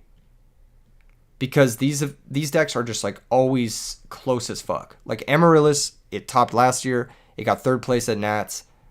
Fairies won Worlds last year. A variation of Fairies won DDV this year. It's won multiple events. The smaller events got 2nd place at the 90-person PS5 tournament. It got 1st place at the recent PS5 tournament. It's topped almost every single PS5 tournament coming out of SoCal. DV Hero, it got 2nd place at Nats. It's gotten 2nd place at RBT. It's like always a bridesmaid, never a bride. DV Hero's never really won a major tournament. At least this season, it hasn't won a major tournament. But these 3 decks have what it takes. Like, these 3 decks have been close enough to where, like, all it is like an extra coin flip, and it wins. So I think that these 3 decks definitely have what it takes.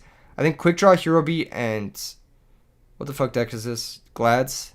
I think these 3 decks maybe have what it takes, but it would take someone, like, off their sauce. You know what I'm saying? Like, it would take someone actually cooking. James says Fairies would have topped RBT Moval if I were a better player. Possibly. Did Gemini die? Gemini hasn't done anything. I mean, it got 9th at Nats. Which is like... okay, but then it fell off the face of the earth. I think people started building Gemini wrong. Straight up. I think they stopped remembering that good cards are good. If that makes sense. Like, I think the Gemini core is really good. But... Brandon says, you hope for an RBT Pittsburgh or Virginia next season. I'm working on something East Coast that's going to be within driving distance of Pittsburgh. But I can't confirm anything yet. But it will be within driving distance if you're able to make a drive. We should talk a little bit about next season.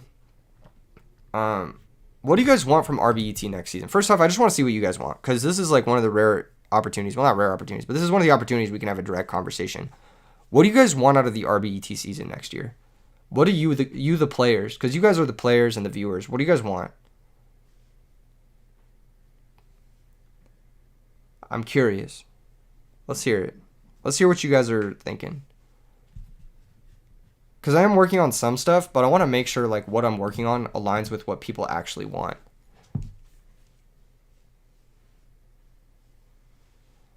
Brandon, you can DM me on Discord. I've had a lot of venues reach out to me. The biggest issue is sanctioning, capacity, and staffing. So I'm going to send you the same thing I sent to all those other people, which is a checklist of things that we need in order to run an event. Anything Midwest, you have a decent regional circuit. Regional circuit for Edison? How many average players do you get for Edison in your area, Final Star, man? You want an RBT that starts at 5 p.m.? That would be awful. That would be terrible, dude. It's 12 rounds starting at 5 p.m. Like, the event it's a 12-hour stream. We'd be up till 5 a.m.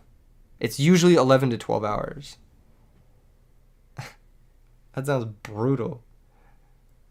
You personally, like a Pacific Northwest event in Oregon, so that the Pacific Northwest people can compete. I would love to do one in Portland. I'd love to do one in Portland. That would be a dream, but I don't know any venues in Portland. I've been reaching out to a couple, but haven't heard back. I would love to do one there, though. That'd be super fun. I don't know if I'd like to do one in Seattle, but maybe. I feel like Portland would be better. Just because, like, you know a venue in Portland? Can they house 200 people? That's, like, kind of the minimum we're talking here. Is, like, we might even be looking at renting convention space next year. That's why it's, like, it's kind of a lot. It's not just a local game store that can fit, like, 60 players anymore. Unfortunately. You don't know exact numbers for St. Louis. Texas event would be super sick. I would love to do something in Texas. Again, same issues. Venue, staff, and sanctioning. They housed a Melee regional. Okay. You're going to say yes, tentative? Like I said, it needs to cost a certain amount. They need to have staff, at least some staff, or I need to know staff in the area. The venue needs to be sanctioned. A whole bunch of stuff. They need to have good internet so we can stream it. I need to be able to compensate my staff if I'm flying people out. I need to be able to pay for their flight and stay. They run all the YCS stuff in Texas. We'll get in contact. Spencer says, I want to see Spencer versus Keegan. You can see that this past week on the channel. Any videos that I have of the 8-mans, I'm usually beating Spencer in round 1 or he's losing in round 1 to someone else. So, if you want to see Keegan versus Spencer, you can tune into the regular programming. I'm sure you can find it. Sadly, the games have not been that interesting. Usually one-sided. Very dominant games. One player it's kind of like if you have a younger sibling and you're just beating up on them. It's kind of like that. You know, it's like I'm dueling a child or a baby, you know? Almost like a fetus.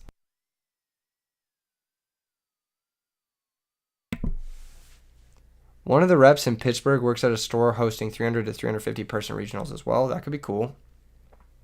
Yeah, I know there's some big venues. It just has to line up right, because like the numbers have to add up, right? Like it has to be worth it for me to travel there. They have to have a certain amount of staff, or I have to know a certain amount of people in the area to put on the event. Marketing, pricing, and everything needs to be done like 6 months in advance. Because this year, all of the RBTs were not 6 months in advance. And I'm not going to say Moreno Valley was stressful because the people who were working with me were amazing. But it was more stressful than it needed to be. Because we announced it 6 weeks before the tournament. And we basically needed to sell out that event. We did, but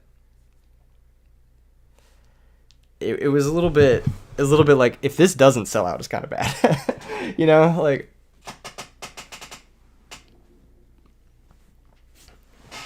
Spencer, you should probably go back to bots. Spencer says, Dylan, I'm about to pull up to your house, eat some wings, and grab your deck. Spencer, aren't you down like $40 to everyone right now? You need Edison in Portland? I would love to do it in Portland. That would be a dream come true. That would be probably my personal favorite place to throw an RBET. If I threw an RBET in Portland, I would love that. Because I love that city. I just think that city's gorgeous. And I love the food there. So me personally, I would really enjoy that.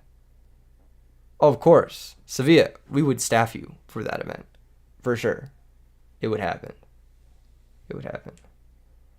Which card is the most jacked? Dude, it's Obelisk the Tormentor, bro. He's so muscular. He's like bulging out of the frame. Like he like barely fits in the frame. It's gotta be Obelisk the Tormentor. He's like, his muscles have muscles, bro. Like, he's so just shredded. Las Vegas RBET, I'm working on that too, Spencer. I have a meeting with a venue. The issue with the Las Vegas RBET is that there's no fucking staff here. But that can be remedied because most of the people I work with or that I'm like close with live in SoCal, and it's not that bad of a trip for them. His arms are thicker than his torso. Literally. Dude, his bicep has a bicep. He's so jacked. He's so jacked, like, his neck. Look at his neck. It's higher than his eyebrows. His neck is higher than his eyebrows. His shoulders are higher than his... He's so jacked. New York RBET, unlikely. Venues in New York are very expensive. So it would have to be someone literally giving me a charity deal to throw one there. So it's very unlikely I would throw one in New York. I would like to, but it's very unlikely. And also, I think New York is pretty small for Edison. They don't have the biggest Edison scene there. That would be sick, Sevilla, if you want to. Or you can just pass his contact to me and I can get a hold of him. Pinchable waist. Kappa. What's the minimum fairy count to play Orange Light in a deck? The lowest I've played is 12, but you realistically want 14, including the Orange Lights. So 11 other than Orange Light, 14 total. New York is a pain in general for card games. Yeah, I feel like New York, it's just like, because venue space is so cramped there, it's like, what am I supposed to do?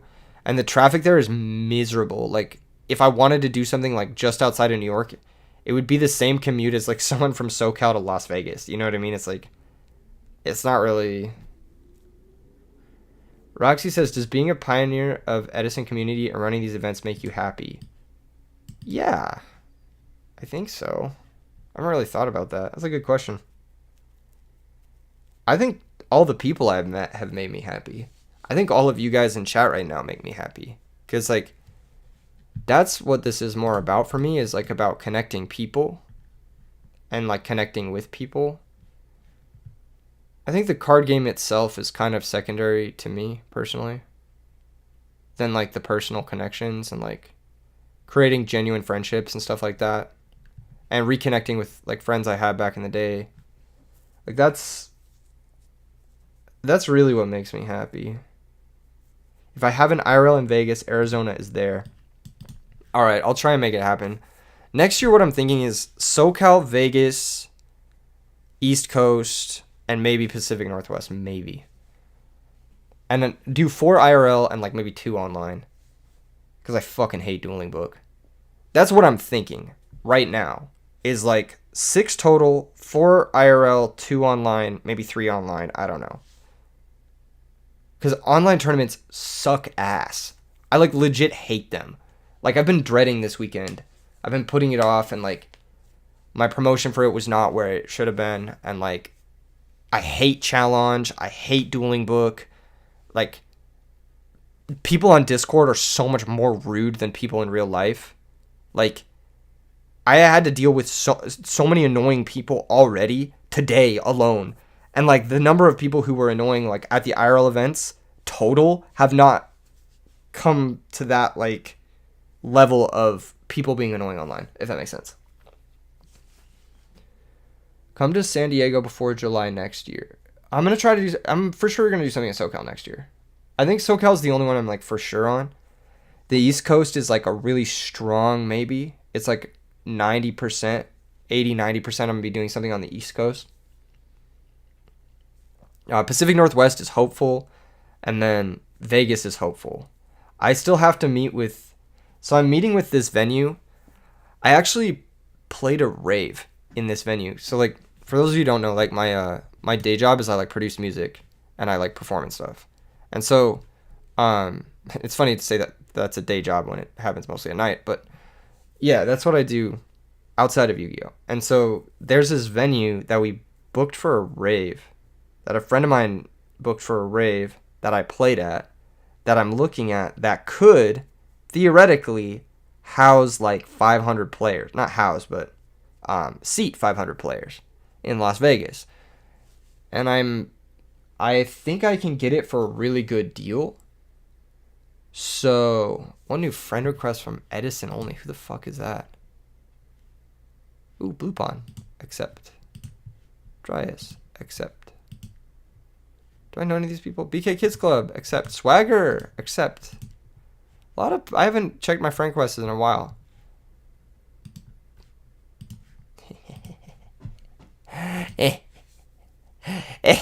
Get denied, Edison only. Anyway, what were we talking about? Yeah, so there's this venue that I know from my other line of work that I'm going to be meeting with people and talking about. And then what I'm thinking about doing is asking if the SoCal staff wants to come out to the Vegas one, and hopefully the Vegas one earns enough where I can just like pay for their travel. And so we can have like a SoCal music scene. What gear do I have for music production? A lot. That's a whole other rabbit hole. I can pull this up real quick. Adam Audio. Adam 7X. I have these monitors. They're really nice for what they are. I'm gonna get I have a sub pack, which is like a wearable subwoofer, but it's like really, really accurate for monitoring. I'm not even sure. SRH 840 headphones. They're okay. They're not Sennheisers, but I might try and pick up some Sennheisers at some point, or some open back ones. I don't use headphones a lot to produce. I use open air monitors because I hate wearing headphones. It's really uncomfortable feeling. I only use them for referencing, really. I have a Korg Kronos. You have the HD600. Is that the Sennheiser ones? I have a Korg Kronos. I never use it, though. Are there going to be any side events at Orlando? I don't know. That's something I don't know the answer to. I'll have to ask the tournament organizer. I'm assuming there will be. But Sennheiser open back. You said they're good?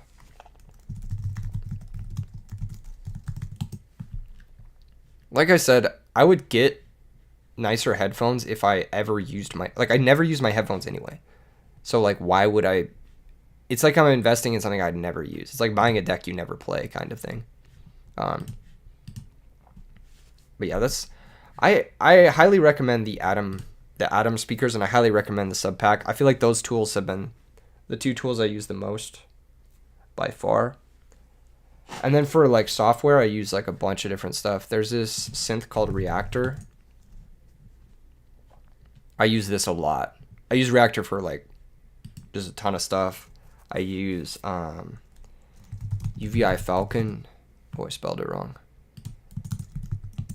UVI Falcon, which is like I don't know how to describe it, but it just kind of does everything. It's a soft synth that kind of does everything.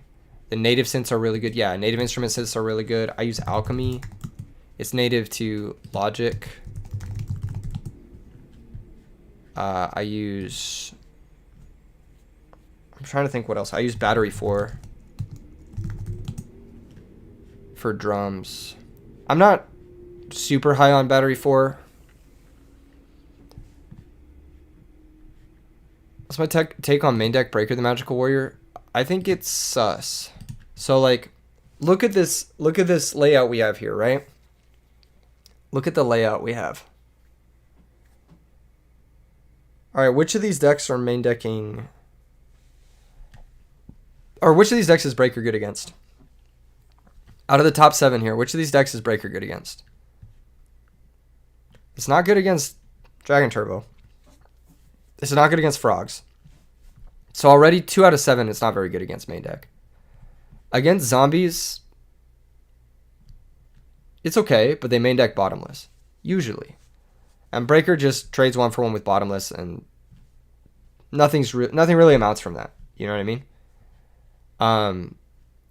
Against Dragons, same thing. The main deck Bottomless. Usually just gets run over by a Drago or a Wyvern after popping something. But it is effective if they don't have a Bottomless. Against Chaos Fairies, they play like 3 back row, so it's not good there. Against Blackwings, if they don't have Bottomless, it can blow up a Whirlwind, but then it's sure a food. So you have to have supplementary cards for it versus Blackwings. Against Vayu Turbo, this is where Breaker really shines. Breaker is insane against Vayu Turbo because they play triple D Prison and they play triple Raikou. So you just summon it, you pop a D Prison, attack into Raikou. That's one of the few cards that just goes +1 into Raikou Prison turn 1, going second. So Breaker's really good versus Vayu Turbo. It's like okay versus Blackwings, okay versus Dragons, and okay versus Zombies, and it's bad versus Frogs, Chaos Fairies, and Dragon Turbo. Down here, I think Breaker's actively bad versus Fairies. I think it's actively bad versus Amaryllis, and I think it's like not great versus Diva Hero. You're fighting the wrong fight if you're playing Breaker versus Diva Hero. It's good versus Hero Beat, it's good versus Quick Draw, and it's okay versus Glads. It's 50-50 versus Glads. You feel like Breaker is more of a Bottomless, bait, Floodgates, outer than a plus card. Yeah, so where I like Breaker best is in the sideboard of Chaos Fairies and regular Fairies because everyone will side out Bottomless versus you. So then Breaker's just insane, right? And it also outs Lightmare. So it just like, it does everything Breaker is designed to do in the format, which is like guarantee you a +1 and disrupt the Floodgate that deals with your deck. You feel like Kaiku covers more of the top 7 than main deck Breaker? Yes, main deck Kaiku does cover more of the top 7. However, I think main deck Kaiku is still a little bit risky. It is good. It is good enough that if you have a heavy trap lineup, you can main deck both Breaker and Kaiku, and it wouldn't even be that bad. I actually think heavy trap lineup with both those cards is... Dare I say it? Dare I say it? I think Stun could top. I think you could build an anti-meta list that could top. I actually have an anti-meta list. I'll show you guys. I'll show you my anti-meta list. Maybe I don't have it. Is this it? Yeah, this is it. I think this deck could top a tournament. Top or even win. Maybe this is the lowest number of fairies I played with Herald. What is this, 10? I think this type of deck crushes. Like you pull up with something like this, you're just having a good tournament. Free Depression. Yeah, you could also do Free Depression stuff. Or you could just do this, Kaiku Oppression. With like a lot of DD Warrior Lady looping. I think that's a solid game plan. I think this type of list, I would put it under fairies just because it's got Herald of Orange. But I think like overall this type of list is functionally a stun deck. And this type of like anti-meta stun deck could definitely top or win an RBET. Like I would play something like this. You might want a couple defensive threats somewhere in here, maybe some Gravekeeper spies or something, but overall, I think this is legit. Where I gotta write predictions. Where is that? Here it is. Banisher of the Radius is pretty solid if it sticks. Is it though? And how's it sticking? 1600 is very low attack. Hey guys, listen up. I gotta go to the bathroom real quick. But where's my BRB text? Is this it? I think this might be it. BRB. There we go. I'm gonna be right back. But you guys need to entertain the chat while I'm gone. Yeah, I'm giving you you have 5 seconds. Talk to each other for a second. Ask me a bunch of questions. I'll answer all of them when I get back.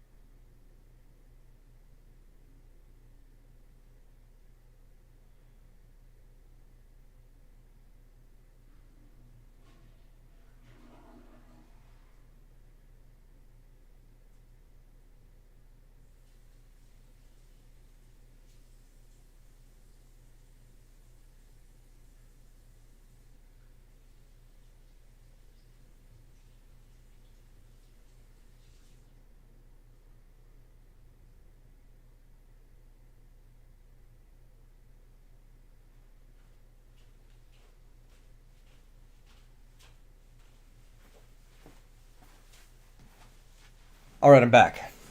I'm back. James says Banisher needs the same. Kaiku takes the same Banisher. What the fuck? Banisher needs the same battle trap support as Kaiku. Yes, kind of.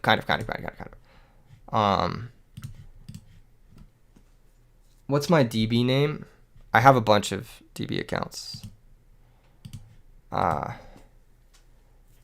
think Banisher is worse than Kaiku the Ghost Destroyer on every metric. Why? Because if my opponent goes first and summons Stratos, or just like activates Future Fusion, or just does anything, summons Swap Frog, activates whatever. Like if my opponent already has a graveyard, Kaiku actually does something. More often than not, your opponent's already gonna have a graveyard. That is not my DB name, Daniel. That's funny. Do Preparation of Rights decks have any potential in the future? Yes, I think they're underexplored. Crude says the problem with stun is you need so many battle traps, then you need rows to support them. Disagree. If you look at my stun deck, where is it? I don't play any battle traps. I think I play 1. Yeah. Oh no, I play 2. I play 2 battle traps. That's it. I don't think you need battle traps at all. I think you need interaction. I think you need sticky monsters. You need removal. But I don't think you need that many I think battle traps are bad. I think if you're leaning too heavily on the battle traps, that's when your stun deck starts to suck ass. I think that's when your stun deck falls apart. Honest, technically a battle trap, but it's also a threat. I think you do need like compulsory and book are pseudo battle traps. Book maybe, compulsory no. Compulsory is not a battle trap. I wouldn't consider it a battle trap, at least. I would consider it more a summon stop, like bottomless. At least that's the way that I use it more often than not. Is there a way Quick Draw could use some of the Vayu Turbo ideas? Elaborate, please. Gappy, please elaborate, because I don't know what some of the Vayu Turbo ideas means. I'm curious what you're talking about here. Tragodia Gores. Are they battle traps? Is this a battle trap? Is this stream a battle trap? All right, we're back. We're back, folks. Damn, I stepped away for 5 seconds. Bled hella viewers. That's crazy. Is it possible that 3 compulse and 1 to 2 deprisons rather than the opposite would be correct? No. Yes. I don't know. Maybe. Fucking. I think compulsory is more like what your deck loses to. Like, this deck kind of struggles with Stardust and Synchros and shit, so that's why I have compulsory. Do I think Gemini can play with the stun playstyle? Yes, I did a video on that. I think with Chaos Gemini. I think this is my list that I did a couple of videos on this, including a members only video. And I think it can definitely play this more of a stun role. I think this style of list is underexplored. I think Reinforced Truth into Gemini Soldier is underexplored as an engine in general. You got me in, you're at the gym. Do an extra rep for your boy. In Fairies or Christia Sworn, is it worth playing DDR when using Soul of Purity and Light? No. It's not worth it. Just play Dimensional Alchemist. It's definitely not worth playing DDR. It seems so convoluted because you need a Miller to set up your grave for your Soul of Purity and Light, then you need DDR and a discard. It's like you need 4 things to go right for DDR to work. Whereas with DAlch, you just need 1 thing to go right. And it's not like if your DAlch dies and you add back Christia, it's not like you can't just play that Christia from your hand and get a +1. You know what I mean? Like, unlike in some decks where like DDR is the only way to summon the monster, like with Red Eyes or whatever, with Christia, it's like you just need it in your hand. You don't need it in play directly. And actually in your hand is better because then it gets the add back effect. If that makes sense. But in Fairies and Christia Sworn, I would not play DDR ever. I would play Return. I would play maybe even Gold Sark. But I would never play DDR. Will we ever see Monster Mash do anything? I think the answer is no, unfortunately. I think Monster Mash is cursed. It's cursed to be uncompetitive. There's a reason. There are reasons for it, but I think the biggest reason for Monster Mash is when you flip a spell card off of Gallus or Witch of the Black Rose, you just lose. You just lose. Roxy says, if Edison becomes solved, will we ever get an unofficial ban list? No, and because Edison won't ever be solved. Because the meta is cyclical and it's deep enough to where like it will refresh. And I think it's deep enough to the point where the refresh is actually like always gonna feel fresh. And we would never get an unofficial ban list because I fucking hate custom formats, and so does Konami, so that would just never happen. Even in the crazy case that like people became bored of Edison, like we would just play a different format. Like there's literally no reason to do unofficial ban lists. I'm the most fun hating custom format hater ever. I fucking hate custom format. The only custom format that I like is Cube.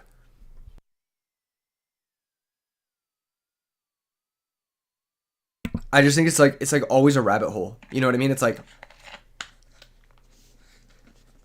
yeah, and I think people don't understand the knock-on effects of changing a format. Like, a lot of people would say Edison is perfect, just ban Trap Dust Shoot. But they don't understand the knock-on effects of banning Trap Dust Shoot. Like, Trap Dust Shoot inherently gatekeeps really uninteractive decks. Like Dragon Turbo, like Fish OTK, like Lightsworn, like just like a lot of the more bullshit annoying decks that make the format miserable if they're played en masse. Trap Dust Shoot gatekeeps them. And people don't realize like it has knock-on effects when you ban a card. People are like, ban Brain Control. I'm like, alright, then what are you gonna do after that? Ban Mind Control? It's like a slippery slope, you know what I mean? Like, I don't think there's any card you could ban from Edison that would make it a better format. I think Edison is literally a perfect format. I don't think there's any card I would ban. The only card that I would maybe consider banning his deck Devastation Virus. Just because I hate this card. But that's like a personal... Like, there's nothing wrong with this card. Inherently, there's nothing wrong with this card. But, like, I personally hate this card. The man says, Go to show fun, but you think tournaments should ban burn decks. Every deck is a burn deck in Go because you have Ring of Destruction in every deck, and you have Blackluster Soldier in every deck, and those are just burn cards. Blackluster Soldier is just a 5,000 burn spell, and Ring of Destruction is just a 2,000 burn spell, 2,300 burn spell. You'd personally ban Dark Arm Dragon? Okay, but then think about the knock-on effects of that, you know what I mean? I actually think burn is really fun in Go, but that's just me personally. You've lost more games to Brain Control than any other card in Edison. I think you should start playing around Brain Control more. Because it's a card you can easily play around. That's like... I don't think that Brain Control is like... Yeah, if you're losing consistently to Brain Control, you're probably playing bad. Sometimes you're gonna get Brain Controlled and lose. That's gonna happen to everybody, right? Like, sometimes. But if you're consistently losing to it, you're probably doing something wrong. Ban Bestiari? Kappa. Yeah. I would ban Chariot. I hate this card. I just hate Glads. Just kidding, I love Glads. But I hate them, you know? What card would I unban? Again, nothing. Like, I've made videos on this. Just go watch those videos. Like, it's not worth me going on this discussion again. Every time I go live, someone asks that. You beat a Dragon Turbo deck other day 2-1, but you barely got it. Yeah, the deck is scary. You gotta have the right cards for it. Are there any of these decks you guys have questions about? How to beat them? You guys have any ideas on, like, what makes a deck based? All of these decks that you see in front of you are based. Except Hero Beat. And Bayou Turbo. Bayou Turbo is not based. How many Quick Draw do you expect to see at RBET? Like 3 or 4. Very few people play Quick Draw. Can you send my list here? No, links are banned. You can send your list to me on Discord if you want to, but I probably won't look at it. Blackwings are based. If you don't think Blackwings are based, you just haven't played them enough. The deck is so fun. Do you think it'd be fun to do Edison tournament where you can play any one card? No, I don't think that would be fun. I literally don't think custom formats are fun at all. I do not think that they are fun. Prisma Hero Beat is based. Alright, fine, you get that back. Every deck on here except Vayu Turbo is based. Because Vayu Turbo is like... I would describe it as cuck wings. It's like you're watching everyone else play Black Whirlwind, but you're not playing Black Whirlwind yourself. Like, you don't get the nut of, like, playing Black Whirlwind. That's why Vayu Turbo is like cuck wings. It's like you want to watch everyone else play the fun and powerful cards, but you don't want to play them yourself. I think Vayu Turbo is like the least base deck on this list. I don't even know how to describe it. It's fucking like, it's just so mid. It's like, man, why am I playing this? I could just be summoning Ashura. You know what I mean? Like, I could be beating down. Kimoto says, is hat format going to be the new Edison format? Absolutely not. There's a million reasons why not, but absolutely not. I can tell you what I think the next Edison format is going to be, though. I can tell you what I think. As someone who knows a lot about this, I can tell you I'm fairly certain that this is going to be the next Edison format. Carbeth says, hat is so bad. Yeah, it's so fucking bad. Hat isn't even the best format in that year, let alone... If you play hat, you're playing Trick or Treat, then you're not playing hat. You're just playing a casual format with your friends. Let's be real. Okay. Cooler Punk says Tengu. Fat chance. That format sucks too. That format blows. The hat format that's, or not the hat format, the format that's going to be popular after Edison is Bird Up format. Bird up format is the best format since Edison. It's bird up format. I'm saying this. I know formats. Trust me. I was on to Edison before everyone else. I was on to GOAT before everyone else. It's bird up format. That format is goated. No, it actually is. People are like, bird up blows. Nah, that format's good. That's going to be the next Edison format. Until then, it's going to be Edison format. Nothing else is going to see play. Edison, GOAT, and bird up. Literally, that's it.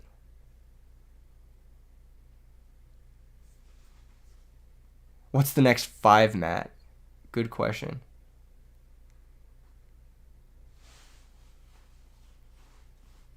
GOAT is trash. I like GOAT. I really like GOAT. But GOAT is like, you have to be a psychopath like me to like GOAT. You have to be really deep to like GOAT. I'm really deep in GOAT to like it. Like, GOAT is like for the real heads. My other favorite format is I really like Critter, but that won't catch on. I don't think it'll catch on just because Critter's too slow paced. GOAT's biggest issue is that it's solved. It's its biggest issue, but it's also its biggest draw. You have to go into GOAT knowing that it's some crazy shit. That's pretty much it. I don't like dual format. I did end up playing Ishizu Terrament format, and I'll tell you my thoughts. The card art sucks. All of these cards look like shit. Like, these cards don't look good. Like, what the fuck is going on in this picture? It's just a bunch of anime people. Like, I don't give a shit about this card. Why the fuck do I care about this? It looks terrible. I'm not going to play a game that looks terrible. I don't care how fun the mechanics are. I'm just not going to play a game that looks terrible. And the Terrament cards look terrible. You know what I'm saying? They look fucking awful. Terrament's more like I want to tear this card up. They look so shitty. Like, this art doesn't even make sense. What the fuck is happening in this picture? It's just some weeb shit. I deadass hate the art style of this. It looks very bad. And that's literally the only thing holding it back. If the art style was cool, I'd probably play it. I wouldn't love it because I hate tier 1 formats and I hate Abyss Dweller. Have you guys ever played a format where Abyss Dweller is good? Because the format just degenerates into, I'm going to summon Abyss Dweller. What are you going to do about it? And it becomes like the whole format centers around this card. And it's the same thing with Dragon Ruler format, where the whole format centers around Crimson Blader. The whole format centers around this card. It's like, can I resolve Crimson Blader? Yes? Okay, I win. You both have an auto win extra deck card. It's like, That's why tier 1 formats are bad. Or tier 0 formats are bad. Where it's like one deck. Because there's usually one card that beats the one deck. And the whole game is just, can I summon this one card? And that's boring as fuck. Every game is exactly the same. Someone said, bet you wouldn't fight Rhino Heart. I can't punch a woman, dude. I don't know what you're talking about. I literally, what do you want me to do? Punch a woman? Like, yeah, I wouldn't punch a woman. You're right. Fucking insane. Like, someone's like, yeah, you wouldn't fight Magician of Faith, though. Like, literal child. Like, you wouldn't fight this literal child monster. Like, oh. Okay. You know? Roxy says, if the games are solved and exactly the same, then how do some people consistently perform better in these formats? Because they're consistently better at navigating to those positions. It's like, if chess is solved, how come Magnus Carlsen is winning the most?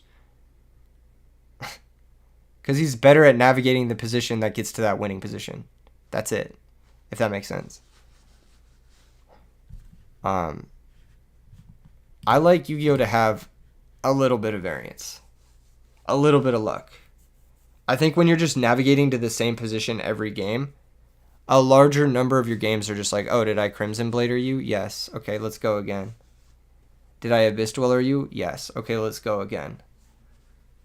Airblade, best tier 0 format because you're just playing an auto-win spell in the format. Every auto-win spell. Yeah, Airblade's fun. I think Lightstorm... Like, if you want to play solitaire formats, like... Just play the solitaire formats, like... Skid's Rain says, then it becomes Pokemon. Kind of. Pokemon has... Yeah, Pokemon's very skill-intensive, actually. You know, yeah, that makes sense. Yeah, it's pretty similar. Like, I would compare tier 0 formats to Pokemon in a sense. Can't forget Maxi and Dragon Ruler. Yeah, Maxi is so dumb. Pokemon is based. Yeah. Pokemon is based because it's just like the better player usually wins. Almost always. Someone said Pokemon is chess. Yeah, Pokemon is really similar to chess. You're playing an Edison local in 30 minutes. You're playing Rockstone Hero with Prisma, Mold, Dyna, Guardian, Gaia Plate, Miracle Fusion, Gold Sark, Release of Stone. What is Release of Stone? That's not a card. Huh? Release of Stone. Huh?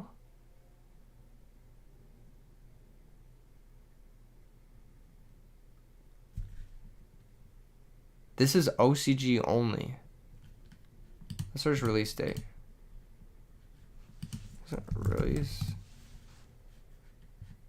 Release from Stone. Oh, okay. Select one of your removed from play rock monsters and special summon it. Why not just play Return?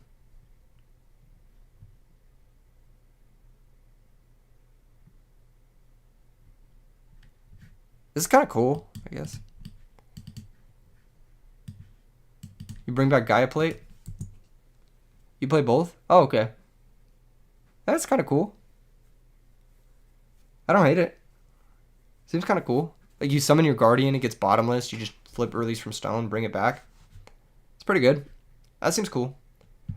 I don't know if Prisma's good, but this card's cool. What's the trap that special summons the dark? I think it's Escape. Yep, Escape from the Dark Dimension. You can banish for Gaia Plate and bring back Guardian to OTK with Gaia through Gores. Yeah. You can do that, yeah. I think the Guardian card is really good. Where is he? This card is really good. This is very slept on card. This is like one of the best normal summons in Edison format. By a lot. Like, Omni Negate on a 1900 beater? Huh? The fuck? That's fucking crazy. That's just fucking insane. This card was played like well into 2021.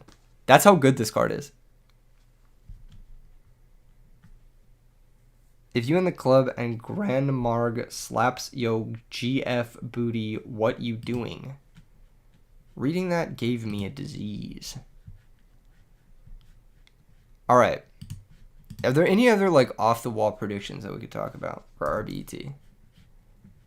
What else we got going on for RBT this weekend? Is still sees play in Adamancipator. I'm saying, card is still good.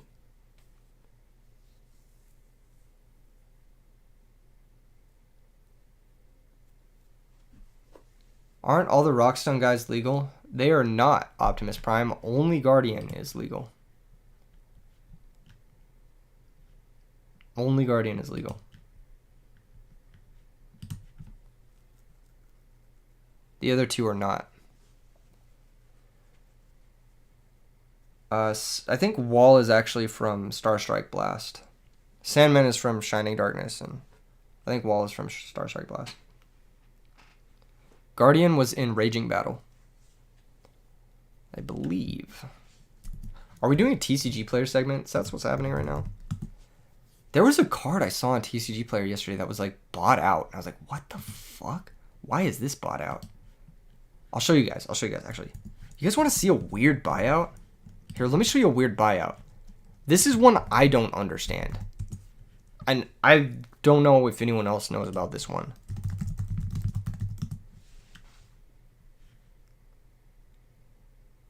Dual Terminal Botanical Lion is bought out. Specifically, Dual Terminal Botanical Lion. Why? Like, it's a... Does anyone know why this got bought out? It's weird, because, like, that one got bought out, but, like, you can get the Starfoil one for, like, less than $1. Which is the same thing. It was you? What was... Did you do something with Botanical Lion card path? Because it's weird that the Dual Terminal one got bought out, but, like, the Crossroads one didn't.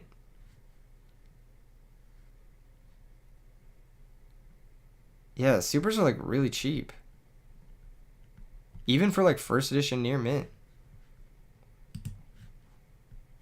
They're even cheaper than the Dual Terminal one. First edition near mint is cheaper than the Dual Terminal one. Oh, you're saying you bought all of them? Did you buy all of them? Hold up. We're fact checking this. Did you buy all of them one at a time over the last 5 months, Carpath? The YouTube check, every time the YouTube check hits, you're like, okay, I can buy one more heavy played Dual Terminal Botanical Lion. It's just such a weird buyout, because it's like, this card has several printings and some that are functionally identical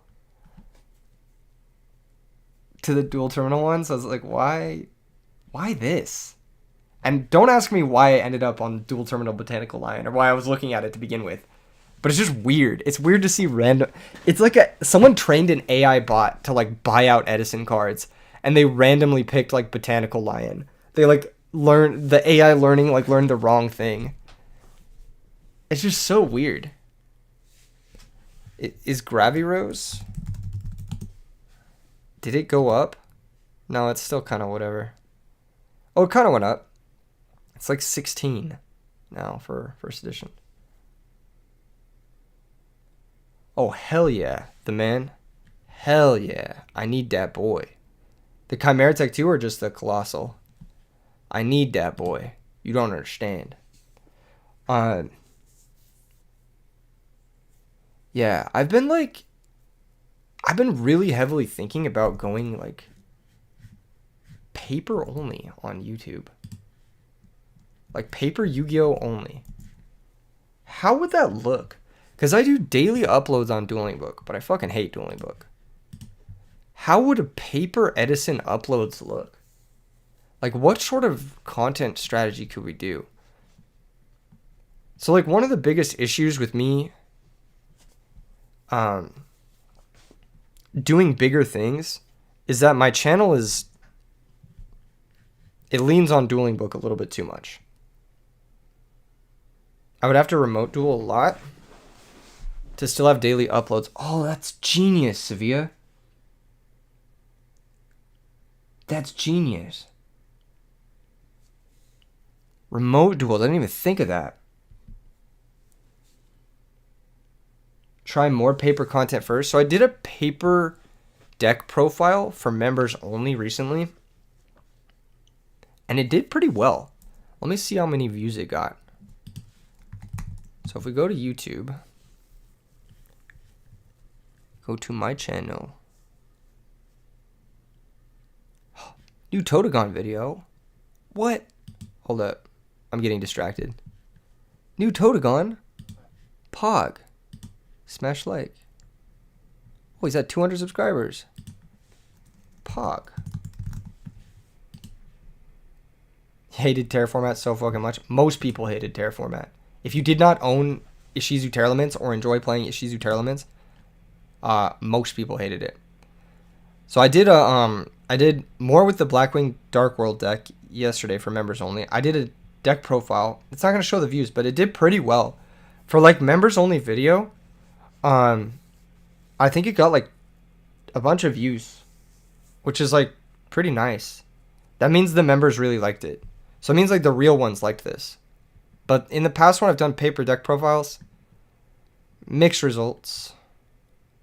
The Jinzo members only, if you're a member and you saw this 8-man was like one of my favorite 8-mans. It was fucking nuts. That one was really sick. The Chaos Gemini members only was good. Where was the one where I was like, I built a deck using only this rarity? Fairy vs. Bubble Hero, that's a good members only video. Throwback. Where is it? I built a deck using only this rarity.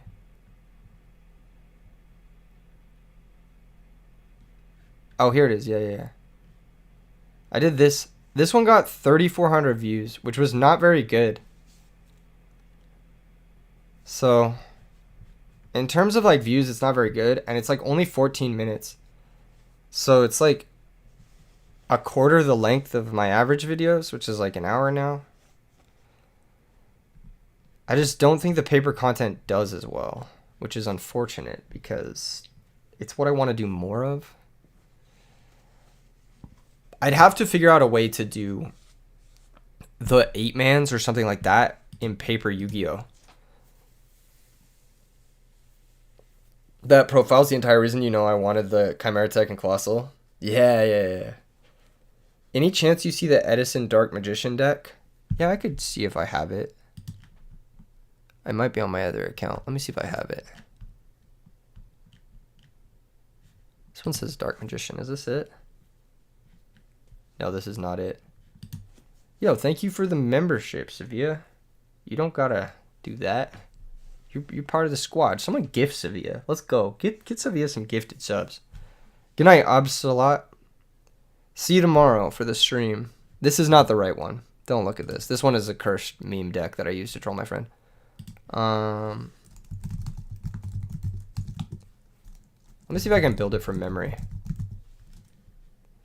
Oh, wait. Before we build this deck, what's the best Dark Magician art? What's the best Dark Magician art?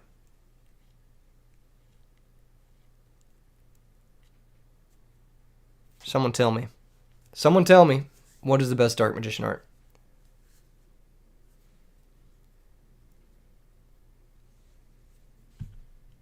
You're all correct. It is the Legend of Blue Eyes art. This is the best art. And it's not even close. Carpet says starter deck Yu-Gi-Oh! You're smoking. Facepalm. You like the Facepalm Dark Magician? Okay, the Facepalm Dark Magician goes hard. It goes hard as fuck. But the Legend of Blue Eyes one is just like, dude, he looks like he knows something. You know what I mean? He just looks like he knows something. Like he has the forbidden knowledge. This Dark Magician looks like he kind of failed upwards. This guy has the forbidden knowledge. You know what I'm saying? Like, this is clearly the vibe. Okay, Dark Magician Virus Turbo. Yeah, that's basically what it is. Dark Magician. What is that other guy? Skilled Dark Magician.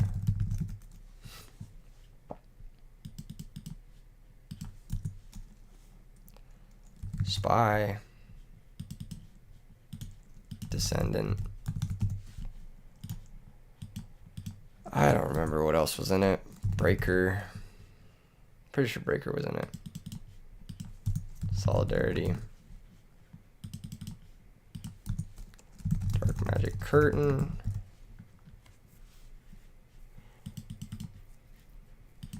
It was something like this.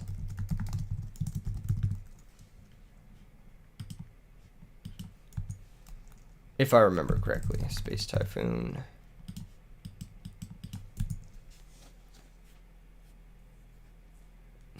Now you need one. You didn't have to sell me your personal copy, then, man.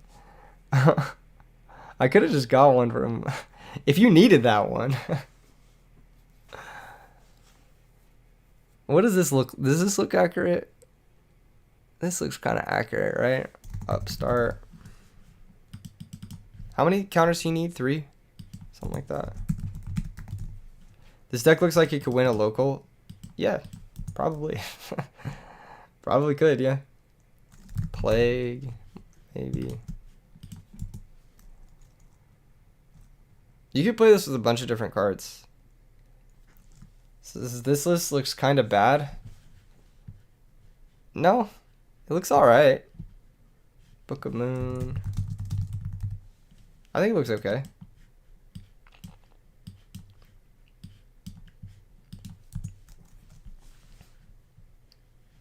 I'd play this deck. How did I outplay your side without dragging it? right click? No, shift right click. Shift click. Option click. Alt click. Alt right click. Oh, limit reached. Shift right click. Shift right click. That's what it is. Shift right click. What is this? Magical Dimension. What does that card do? I feel like that card's... If you control a spellcaster monster, target one monster you control. Tribute that target, then special summon one spellcaster from your hand. Then you can destroy one monster on the field. This seems bad. No, probably wouldn't play it. What about Magician Circle? That cannot summon Dark Magician, so probably wouldn't play it. If I was playing a Dark Magician deck, it'd look something like this. Allure.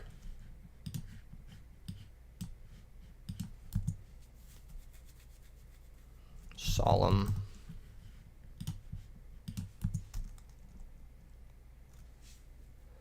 Which water monster could you beat in a swimming race? You've got some advanced questions, Roxy.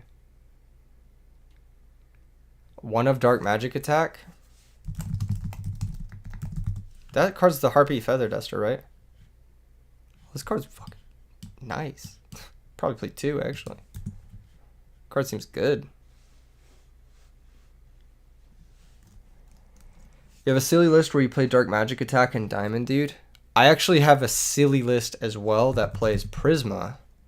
And then you reveal Dark Paladin. And then you make his name Dark Magician, and then you activate Dark Magic Attack. You can swim faster than Starboy. I strangely believe that. Wait, are those tentacles or are those like his vines? Do we have Starboy, biblically accurate Starboy? Yeah, just skip the Diamond Dude. E-call for Prisma, and then it's a guaranteed magic attack from hand. The only issue is you have to play Dark Magician, but that's kind of like fine. You can play this deck a bunch of different ways. I think the best way to play it is probably Solidarity Breaker, but with Virus. But you could also probably play it like...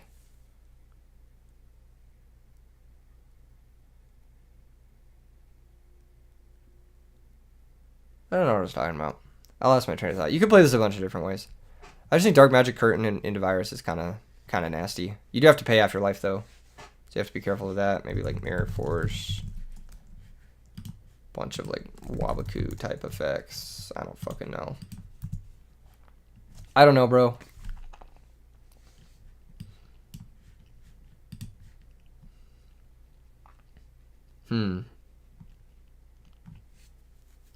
Is there any card that like... See, my other list had self-destruct button, but I've like soft banned this card, so you can't play it. But like, you had Upstart, Judgment, and Dark Magic Curtain. So if you ever had a game where you just upstarted Magic Curtain and Solemn, or Magic Curtain twice, you could activate self-destruct button if you needed to just restart the game.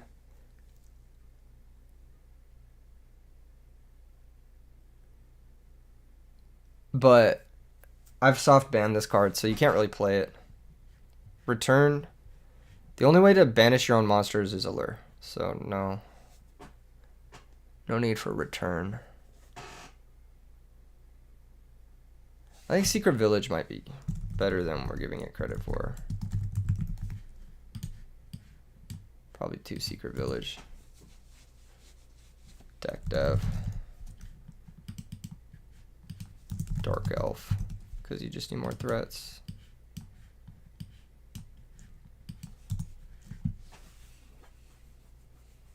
Don't Artemis on self-destruct button, Kappa. Kaiku the Ghost Destroyer, yeah, you could play Kaiku too. That seems good.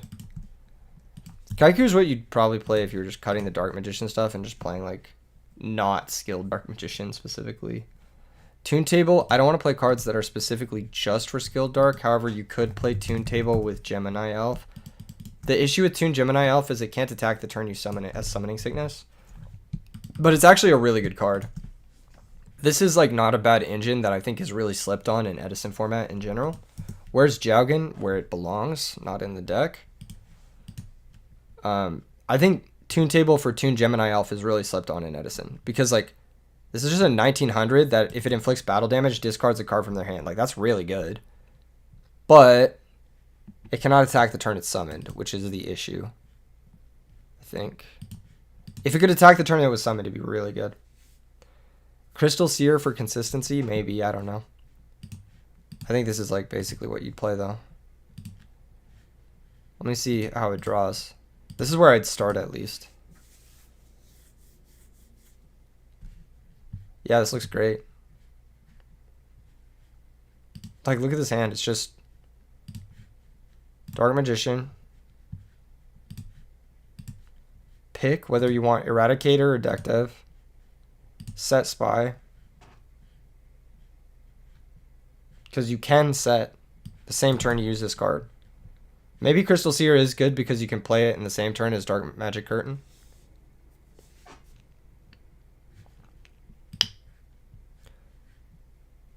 Dark Elf seems based. Yeah, Dark Elf is an auto DDV target. If you play DDV, you kind of have to play extra targets for it. Yeah, this hand's amazing. This deck is, like, not bad. You just start at 4,000 life points. This hand's amazing. This hand's just incredible. Like, literally, like, this hand just going first, you have Dark Magic Curtain into Eradicator. Going second, you have Dark Magic Curtain into Dark Magic Attack. Like, that's really fucking good.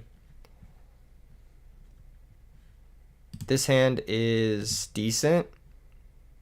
You know, you can Dark Magic Curtain, set your Skilled Dark. Or you could summon Skilled Dark, activate Secret Village, get your first counter, set Mirror Force. They can't storm you. They have to deal with this Skilled Dark. Next turn, you draw for turn. You can Dark Magic Curtain, you get another counter. You forgot the name. It's light, so you can also do Chaos Sorcerer. Yeah, you could. I just don't like Chaos Sorcerer with Solidarity. And Chaos Sorcerer is not an erad target, so it's like kind of pointless. This deck is legit. I think it's legit. You might need to tailor it a little bit better. And drawing Dark Magician obviously sucks. Like, as you can see here, like, it's just a full-on brick. Like, there's nothing you can do except for allure it away. But, like, the deck is, like, this is a good fucking hand. It's just turn 1 deck dev. Turn 2 I have Solidarity with, like, buff spies. You know what I mean? It's, like, pretty good. That's pretty strong. This strategy as a whole is really resilient. This hand is good. Yeah, I mean banishing the cards. It doesn't matter which channel you do it in. You got to use T_join_YDK or T_join_DB. Use the commands that are in the announcements if you want to join RVET. Have I tried Good Goblin Housekeeping? Yeah, I've generally been unimpressed with it, and I've found that it's better to just use the bricks and draw into them and just cope than to play Good Goblin Housekeeping. Crystal Seer is probably a better version of that for this specific deck, but yeah. This hand is good. I mean, you have Skilled Dark. You could Skilled Dark here if you hope to hit a spell. If you don't want to hope to hit a spell, you could summon Dark Elf and then try to deck dev. Pardon me. Yeah, this hand's great. This is a deck I could see myself building in paper and having fun with.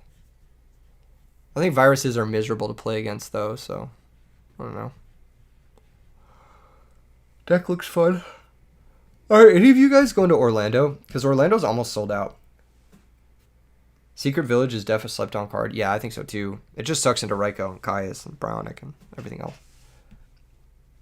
Defender is that's the card. Yeah, Defender could be cool. I think just going all darks is better if you're playing the viruses though. You're going? Hell yeah. Have you signed up yet? Because the signups are almost full.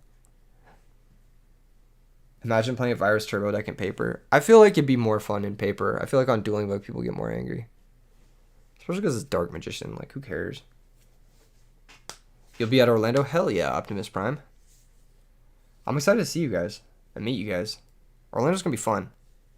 It's going to be really busy, but it's going to be really fun. The events are so sick. They're just like such a good time.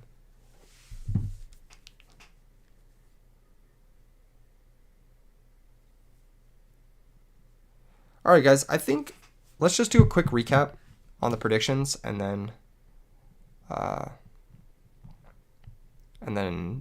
call it. I think it's been a good stream. Let's take a look at the predictions again one last time. So, these are the decks up here that have won major tournaments this year thus far. These decks down here, the first three, have performed incredibly well at major tournaments this year thus far. And these three decks, well, these four decks, I should say, Alias, it really hasn't performed up to its representation. I'll say that much. Quick Draw, Bestiary are decks that could perform well. Alias could perform well just because of representation. Like someone could just like Luxac their way in just because there's so many Hero Beat players, you know what I mean? He could get the all Hero Beat mirror bracket and just be the one that wins. I think realistically what should win the event tomorrow is either Fairies or Chaos Fairies, because I still think personally that those are deviations or derivatives of the best core in the format, which is Herald of Orange Light, Honest, and Christia. I think Diva Hero, it's about time Diva Hero actually won something. It's been getting second place literally for 2 years now. It would be cool to see Diva Hero win something.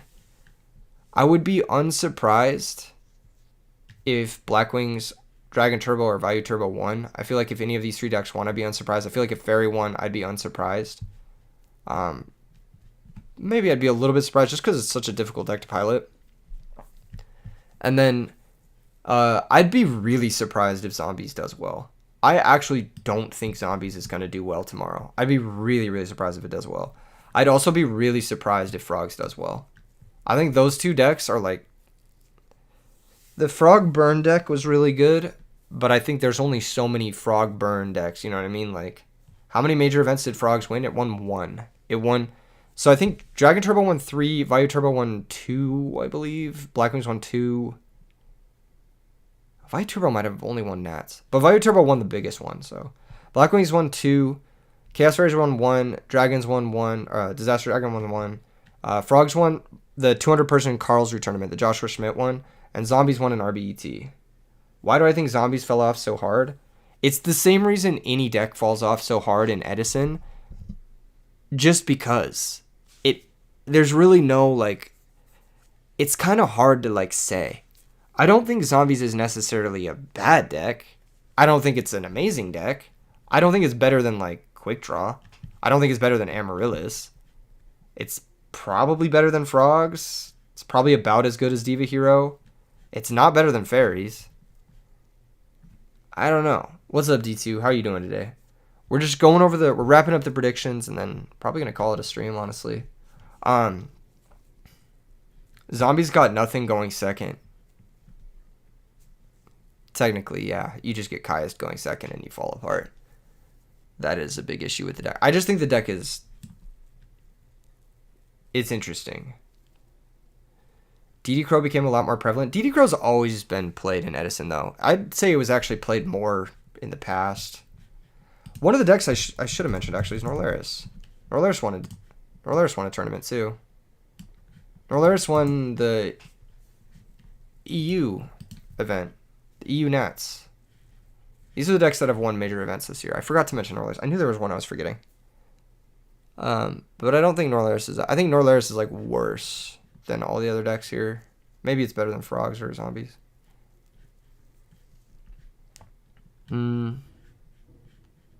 Yeah. So I think what should win tomorrow is... I feel like Amaryllis has a good chance. Fairies has a good chance. Dragons always has a good chance. Blackwings always has a good chance. Those 4, 5 decks. Okay, let me just give you my predictions in order. Probably this.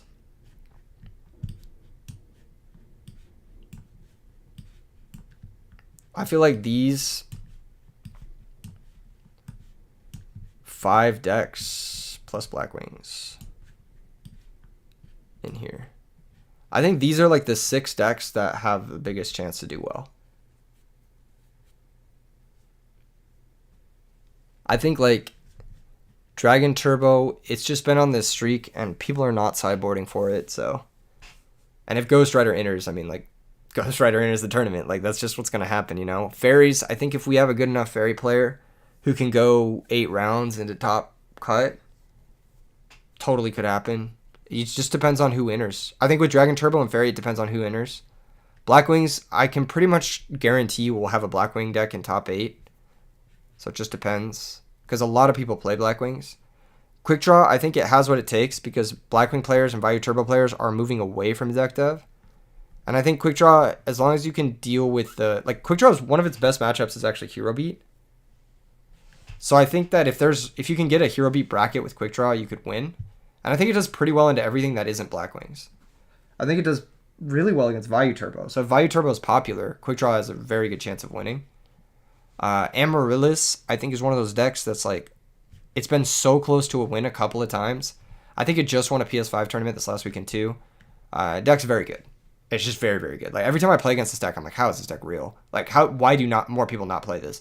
And then Diva Hero, again, it's been very close for a very long time, and people want to win with Diva Hero. I feel like they're hungry for a Diva Hero win. So I feel like these 6 decks are the most likely to win from my perspective. Probably just depends on who enters with Dragon Turbo and Fairy. Depends on who enters with Quick Draw. Blackwings, there will be at least one in top. I think Blackwings wins if none of these other 5 win, if that makes sense. If none of these other 5 win, then Blackwings wins. But if someone hungry enough enters with one of these decks, I think... Because these are all like decks that can win big tournaments, realistically, if the player is hungry enough and has the right meta calls. So...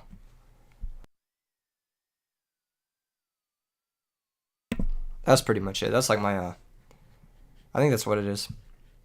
Glads could maybe top. I think Glads will top, but I don't think it'll win.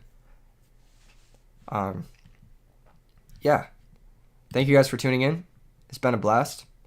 I'll see you guys in the next live stream, which will be tomorrow. What deck would I play in the tournament tomorrow? I'd play Quick Draw.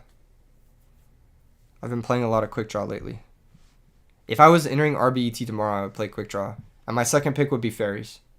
I would play Quick Draw first, and then I would play Fairies. Because I think Quick Draw has the best shot, for me personally, for winning. And then my third pick to play would actually be Glads. Because the last 2 months, the decks... And this is not because I think these decks are the best picks.